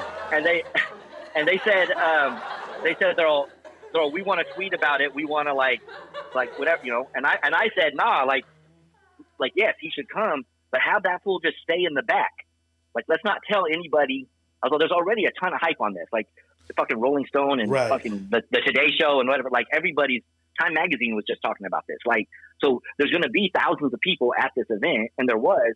And I was like, yo, like, he should come, and he should just stay in the back, because we're having, like, performances. Like, Omar Ora performed, The Box performed, Like we had all these people like doing like Tupac covers. And I was like, man, like we should like let's play fucking Hail Mary and just have this fool come out in character. Yeah. Like, although people are gonna like faint, people are gonna be like, oh, he That came would back, be you know? crazy. And I was like, dude, it will be on the like front page of every fucking newspaper in the world. They'll be like, Right. you know? And they wanted loot. They wanted more money than we had to make it happen. That's and crazy. and I hit up LRG. I hit up our boy Kev D from LRG. I hit up like hella people. I was like, hey, like, is anybody down to like sponsor this? And everyone was like, nah, like, what the fuck? The fucking movie studio should sponsor this shit. Like, Right, it's promo for this him. is gonna be promo for him. And anyway, he ended up not doing it. So, but could you imagine, man, if they would have like, Yeah, I mean, that 'cause there was would've been hella fire. people there. That would have been So fire. yeah, that ended up being like a really a really good promo. It was really successful. And then afterwards, the aunt was like, let's do it. Like, let's run it again. Let's do it in Vegas. Let's do one in LA. And at the time, the House of Blues was empty. Mm. And I was like, man, let's do a fucking let's do this event at the House of Blues. Could you imagine doing that event like at the House of Blues? Crazy. That would have been One right? of the most historic Tupac visuals ever was his performances at the House of Blues. Yeah. Yeah, that would have been fucking nuts, man. And so then I asked her, I was like, hey, like, who has the Red Wings hockey jersey? Who has the fucking leather girdle fucking thing? And, you know, like, Right, I wanted, right. like, all those, like, I wanted all those archives because I wanted to put them, like, in glass cases. And, you know what I'm saying? Make, like, a, like they ended up doing later for that event, the walkthrough, the, joint that they had down in L.A. Mm-hmm. So I wanted access to all of that stuff, and she Stole didn't really have your access shit to again. it. Nike steals your 90, they steal this shit from you. But, okay. Well, they ended up. I think we couldn't reach a agreement, like who was going to pay for what, and so she ended up, or whoever, I don't know who it was, but they ended up doing the first time they did the Powell Mecca pop up without us they did it with Nas at Sweet Chick. Mm. So they took it there, and then later they did the deal down there. But so because we had gotten a cease and desist from the Amaru Shakur estate, and they basically told us we're gonna we're allowing you to do this, but any money that you make from this event, we want you to donate it to a charitable organization. Fuck out of here. So fuck out of here. So no, that was. Did that. you guys so throw another one and donate the money? I don't know. Did you guys do it or no? No. Yeah, We only did it. it. We only did the Tupac. We only did the Tupac thing once. Yeah, fuck out. Yeah, that was donate all the motherfucking money. We didn't. Man, you know what? I hit up the what is it called? The Make-A-Wish Foundation, because they say that like some celebrity like had canceled on a kid for Make-A-Wish, and Pac like just showed up, like just spur of the moment, right? And Pac took this kid to Disneyland, and so I hit up Make-A-Wish, and I was like, hey, I want to donate the money that we make from this event to Make-A-Wish, but I want to give the money to that kid and have that kid take a kid to Disneyland. That's fire. And they were like, nah, we can't, like, just give us the money and we'll figure out what to do with it. Yeah. Demetrius Shipp Jr. is the actor's name. That was bruh? That was bruh? That was a fucking horrible. Motherfucker ain't had a movie since. Fuck my shit up. It's not even his fault. The director, I know what they did. They just raped the budget. Like the club scene. Yeah. Empty as fuck, like 3 people dancing and shit right here. Like, fuck out of here. Yeah, one of the greatest travesties in fucking hip hop history. That motherfucker. My favorite. Let's do this. Fuck it. Top 5 either hip hop or music related movies for you. For me, I'd say just for me, I would say number 1 is probably Star Wars, because it had such a big impact on my life. Number 2, does Menace count? Was Menace like Uh, hip hop related? music related. Yeah, like music hip related. hop. Yeah, music or hip hop. Okay. So music related. I mean, obviously Star Wars. Then Wild Style would be the movie version of Star Wars. Okay. Then, you know what? Actually, let me swap in places. I would say Star Wars, Beat Street, Wild Style would be like the 3 for me. And then I guess like would be Breakin' would be number 4. I'm 5. This is interesting. And 5. What's 5? What I'm trying to think of like what you classify as like movies. Like, are you talking about like the document, like the It could be one documentary or film. Like the Tupac movie was horrible. The Notorious movie was kind of trash too. But if you liked it, then you know. Yeah. I mean, obviously, like what was the fucking the Temptations joint? Like, I mean, if it's just music in general, like the fucking. You know, 8 Mile doesn't make your top 5. No, man. I fucking love 8 Mile. My shit is 8 Mile, Purple Rain, Straight Outta Compton. What was the other? Ray. Fucking Ray. Jamie Foxx killed Ray. Oh, Ray's hella good. Yeah. And then 5 would probably be like the 5 Heartbeats, even though that's a fictional fucking group. I can't believe 8 Mile wasn't in your shit. Yeah, wait, what was the one with fucking like ain't nobody come to see you, Otis? Otis, the fucking Temptations. Yeah, that one. Yeah. I'm 5 Heartbeats over Temptations. Okay, so the thing with 8 Mile, right, is like at the time that 8 Mile came out, I'm like I lived that shit. You know what I mean? Like I was really like, remember J-Jack? Remember when I was taking shout out J-Jack. around? Yep. Yeah. And so, shout out Mike the Most too. He was around then too. Yeah. So we're doing all that battle rap shit, and 8 Mile like just completely like made that seem like that's what we were trying to do. If that makes sense. You know what I mean? Like we were like that movie comes out, and this is already our whole vibe. Like we're already doing that. Like we're really like living this shit.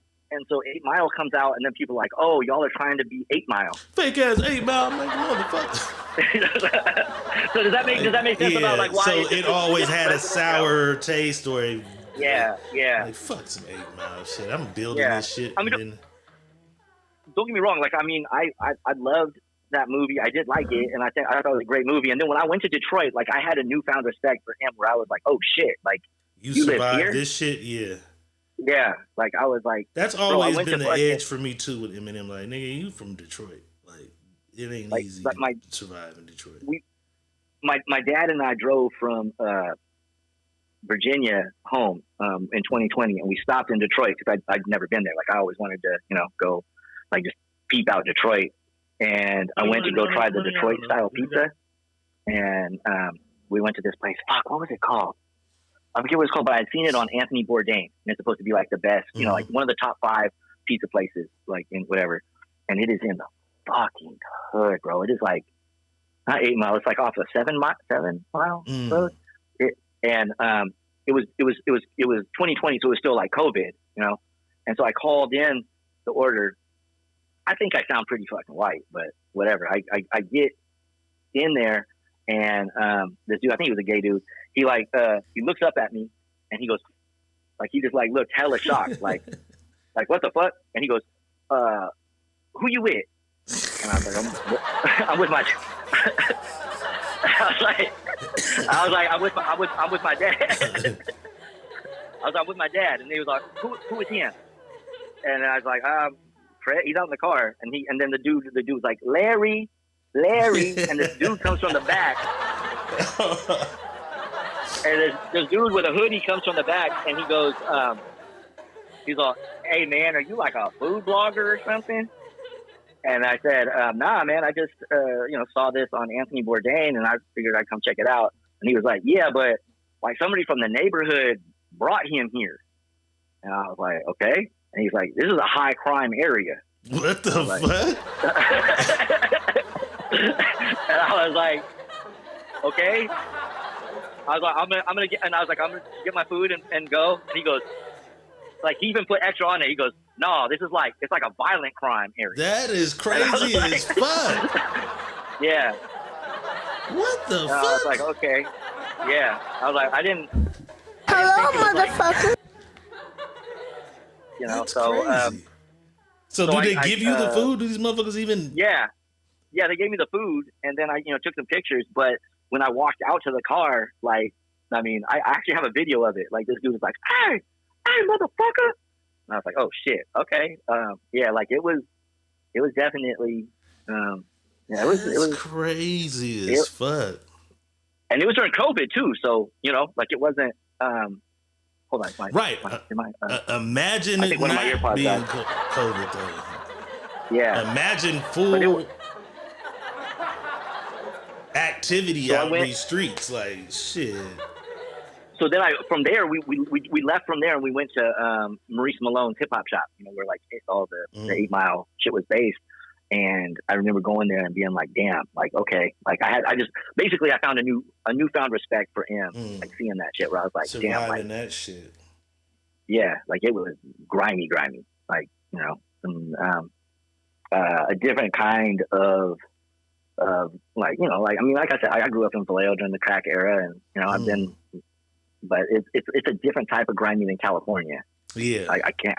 You've been out there before. Detroit is it's a different aesthetic. I'm not going. I have no desire to go hang in that motherfucker. If there's some money involved, I'm pulling up. But just let's go to Detroit for the weekend. No. Yeah. Shout out Kurt. Kurt was Dread. We talked about Dread the other day. But yeah, he was trying to get me to go do like a movie role on one of his partners who's doing a movie out there. I'm like, shit, they gonna pay? Like, nigga, I'm not going to risk my life in Detroit. Just riding around hanging. I don't know who these niggas into it with, what they got going on. Like, fuck that. Yeah, it definitely seemed like, I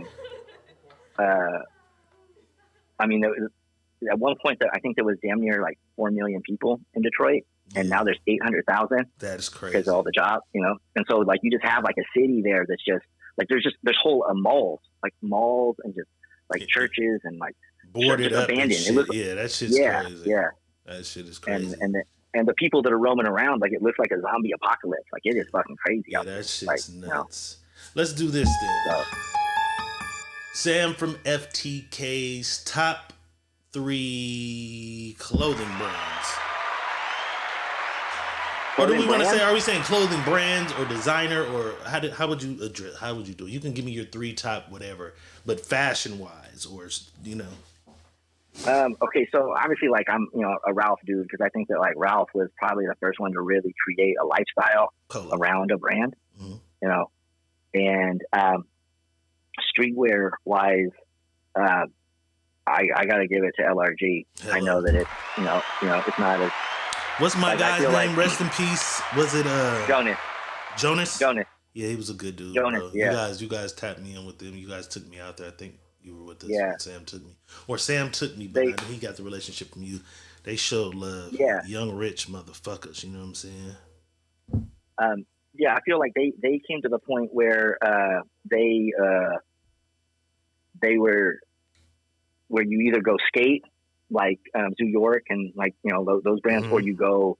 Well, Mark Echo said this. Mark Echo said that he got to the point where he started out like a boom bap, like underground hip hop brand, and then it got to the point where he either had to go like Sean John Rockaware or he had to go skate, and he ended up going more Sean John Rockaware, and then he bought New York so that he could capture that skate. And when LRG came to that fork in the road, they just went straight. And they did both. They kept doing it.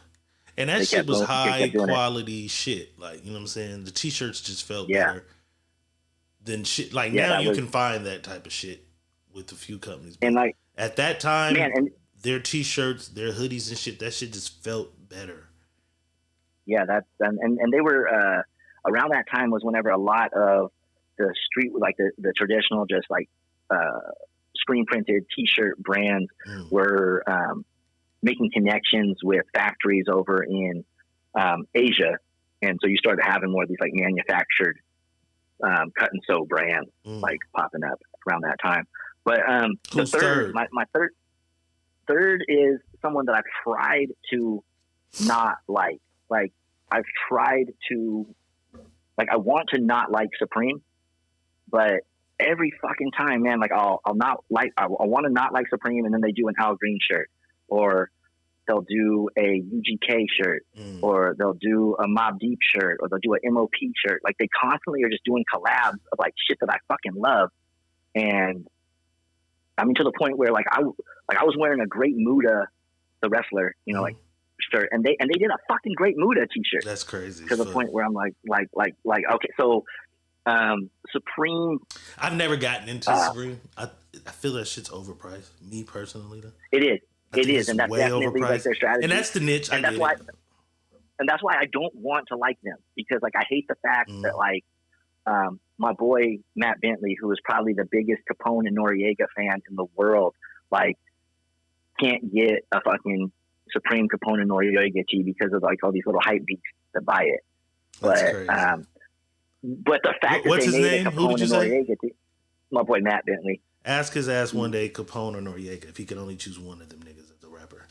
I'm sure he's gonna go with Nori. I've always been Capone. I can't ever find Capone? Everybody takes Nori. I always take Capone. Because he was more realist. You know, he's a nigga always in jail. Like, I always take him. I love Nori though, but I've always been Capone. Has anybody ever seen Capone and Joey Beazle in the same place at the same time? Hey, that mother! I've never thought of that comparison. As soon as you just said that, that's crazy.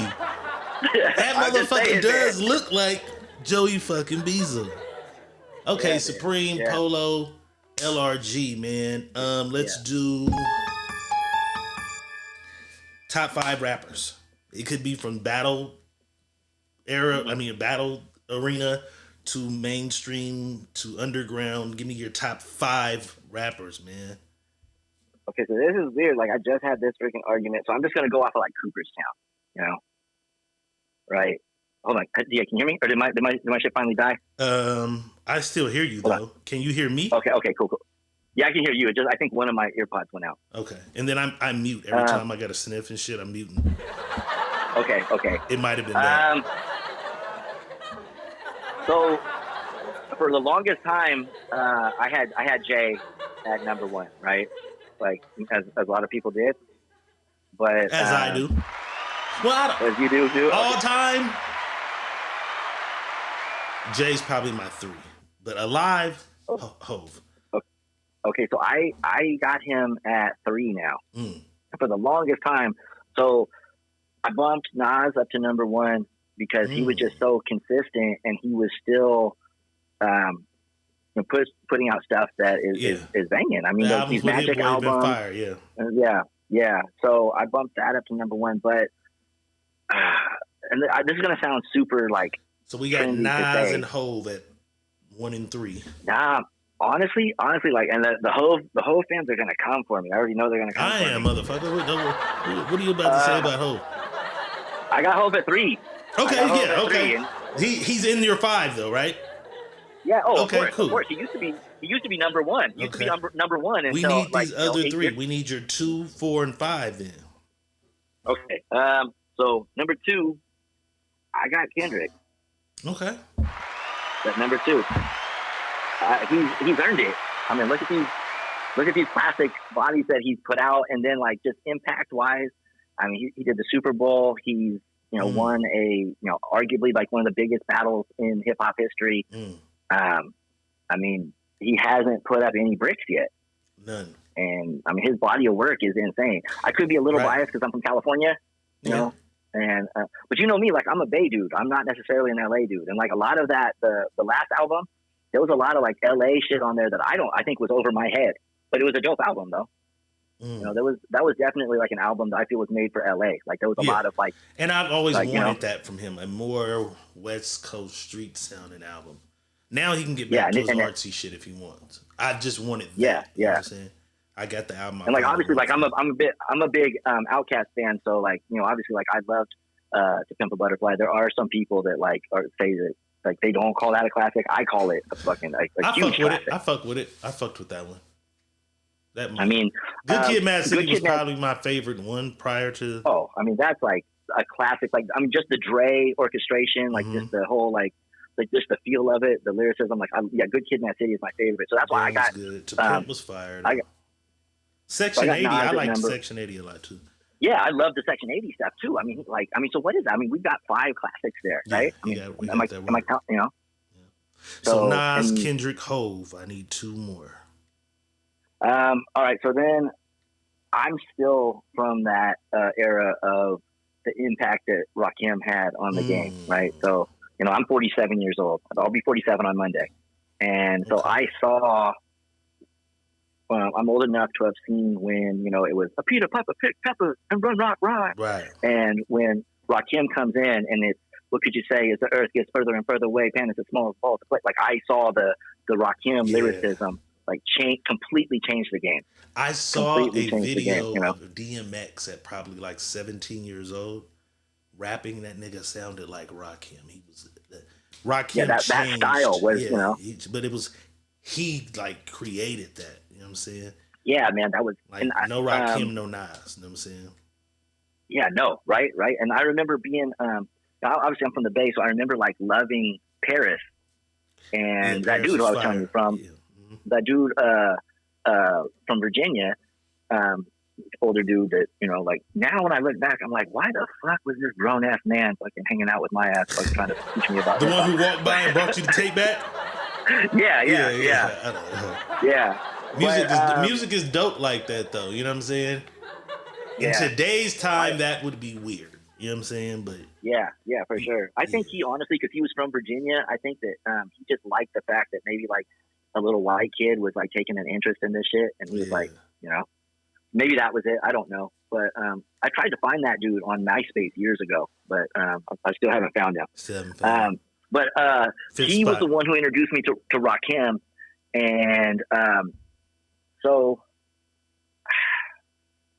I don't know. Like I feel like just as someone who has wrote rhymes before,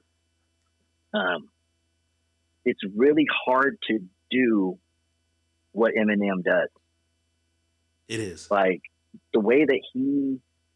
Now, don't get me wrong. Like I feel like Tajay and Opio from Souls of Mischief and Redman were like, you can see they were twisting the syllables to make like how but M just took it to a whole fucking another level, and so his lyrical caliber is just through the roof. But then like people forget that like that motherfucker also can write songs. Like he wrote Stamp too. Amazing. One of the greatest fucking rap songs ever is Stan. Yeah. My favorite Eminem song is The Way I Am. I sit back with this pack of zigzags in this bag of this weed. And that's my favorite fucking Eminem song. But Stan was fucking masterful as fuck. So like I feel like I do need to give like M his credit, but so my 5, like I can't figure out like if it would be him, the storytelling of Slick Rick and Scarface. They're like I'm huge fans of both of them. And then just as far as just like music that I actually listen to, and like just the flow and the charisma and like everything all together, like I really love Ghostface, man. Ghostface. Like and recently. So this is he a admitted tie that, for 5th. It's M, Ghostface. Who did you just say before that? And like probably like a Scarface. I think like Scarface, Slick Rick, M. Okay. Yeah, like because I do love the storytellers. Like I even love Beans. Like I feel like Beans is such an underrated storyteller. Okay. Honestly, the best storytellers. Like I fucking love Boots from the Coop. Yes. But like I don't think enough people, because I love like Me and Jesus and my favorite song, Me, Jesus, the Pimp, and a '79 Granada. Me and my homeboy argued. We just argued probably a week ago. I'm like, this is the best one. He says it's like one of the best written storytelling songs.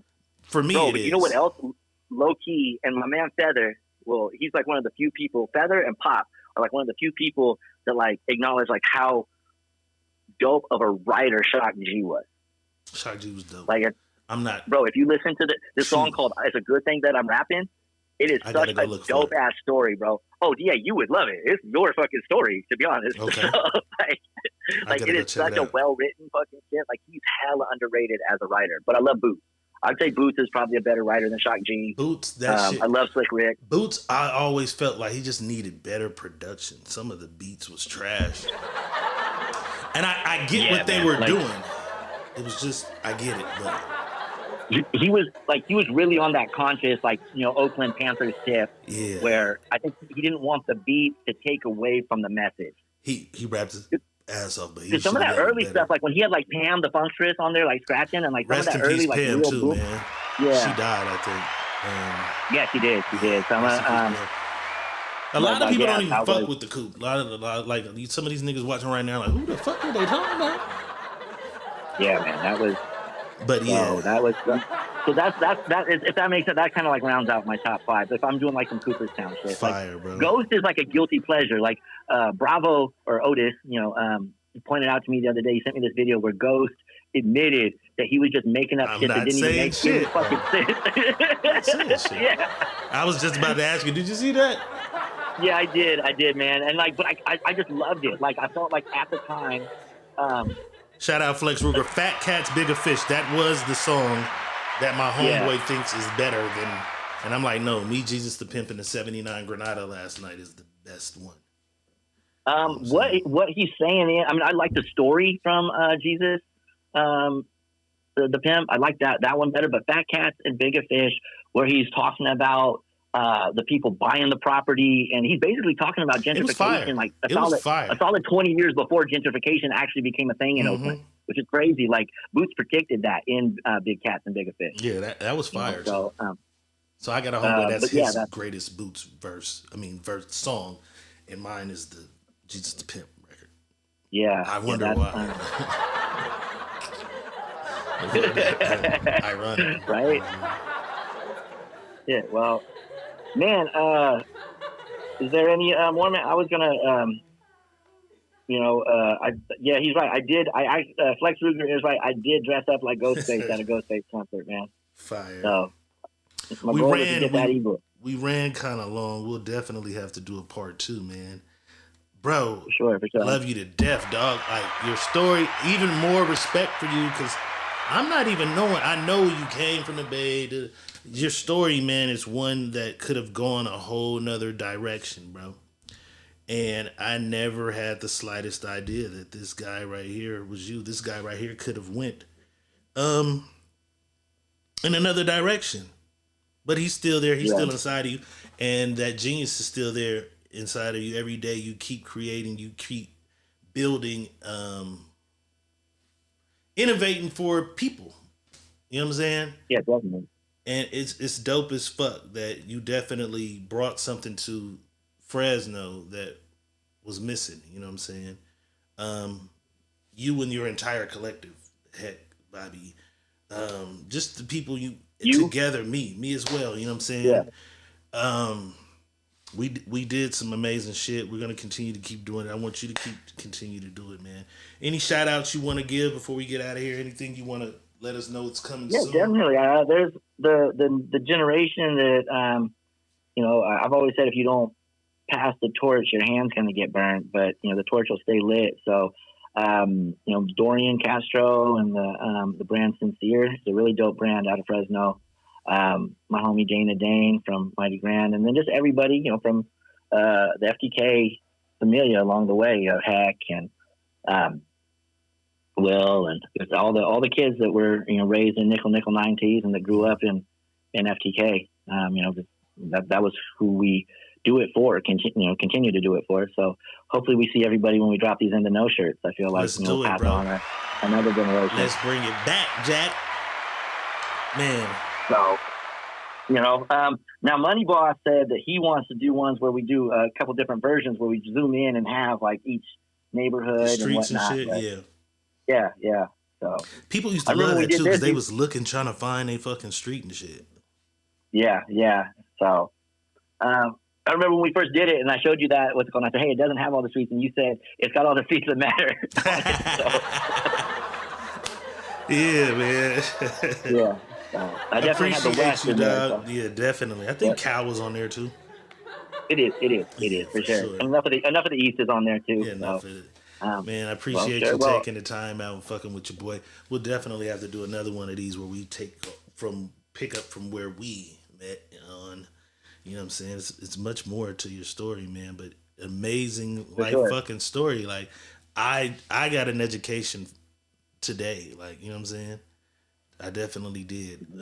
Definitely one of my favorite. We'll do on the next one. We'll talk more about the no ID connection with you and you know. That'd be more of you interviewing me. Shit, is it? Yeah, right. Yeah. So probably when I come to town, we'll sit down and do that in person, bro. Appreciate you tapping in with your boy, man. Appreciate y'all watching, man. Tapped in episode 11, Sam from FTK. Much love, man, and we out of here. Peace.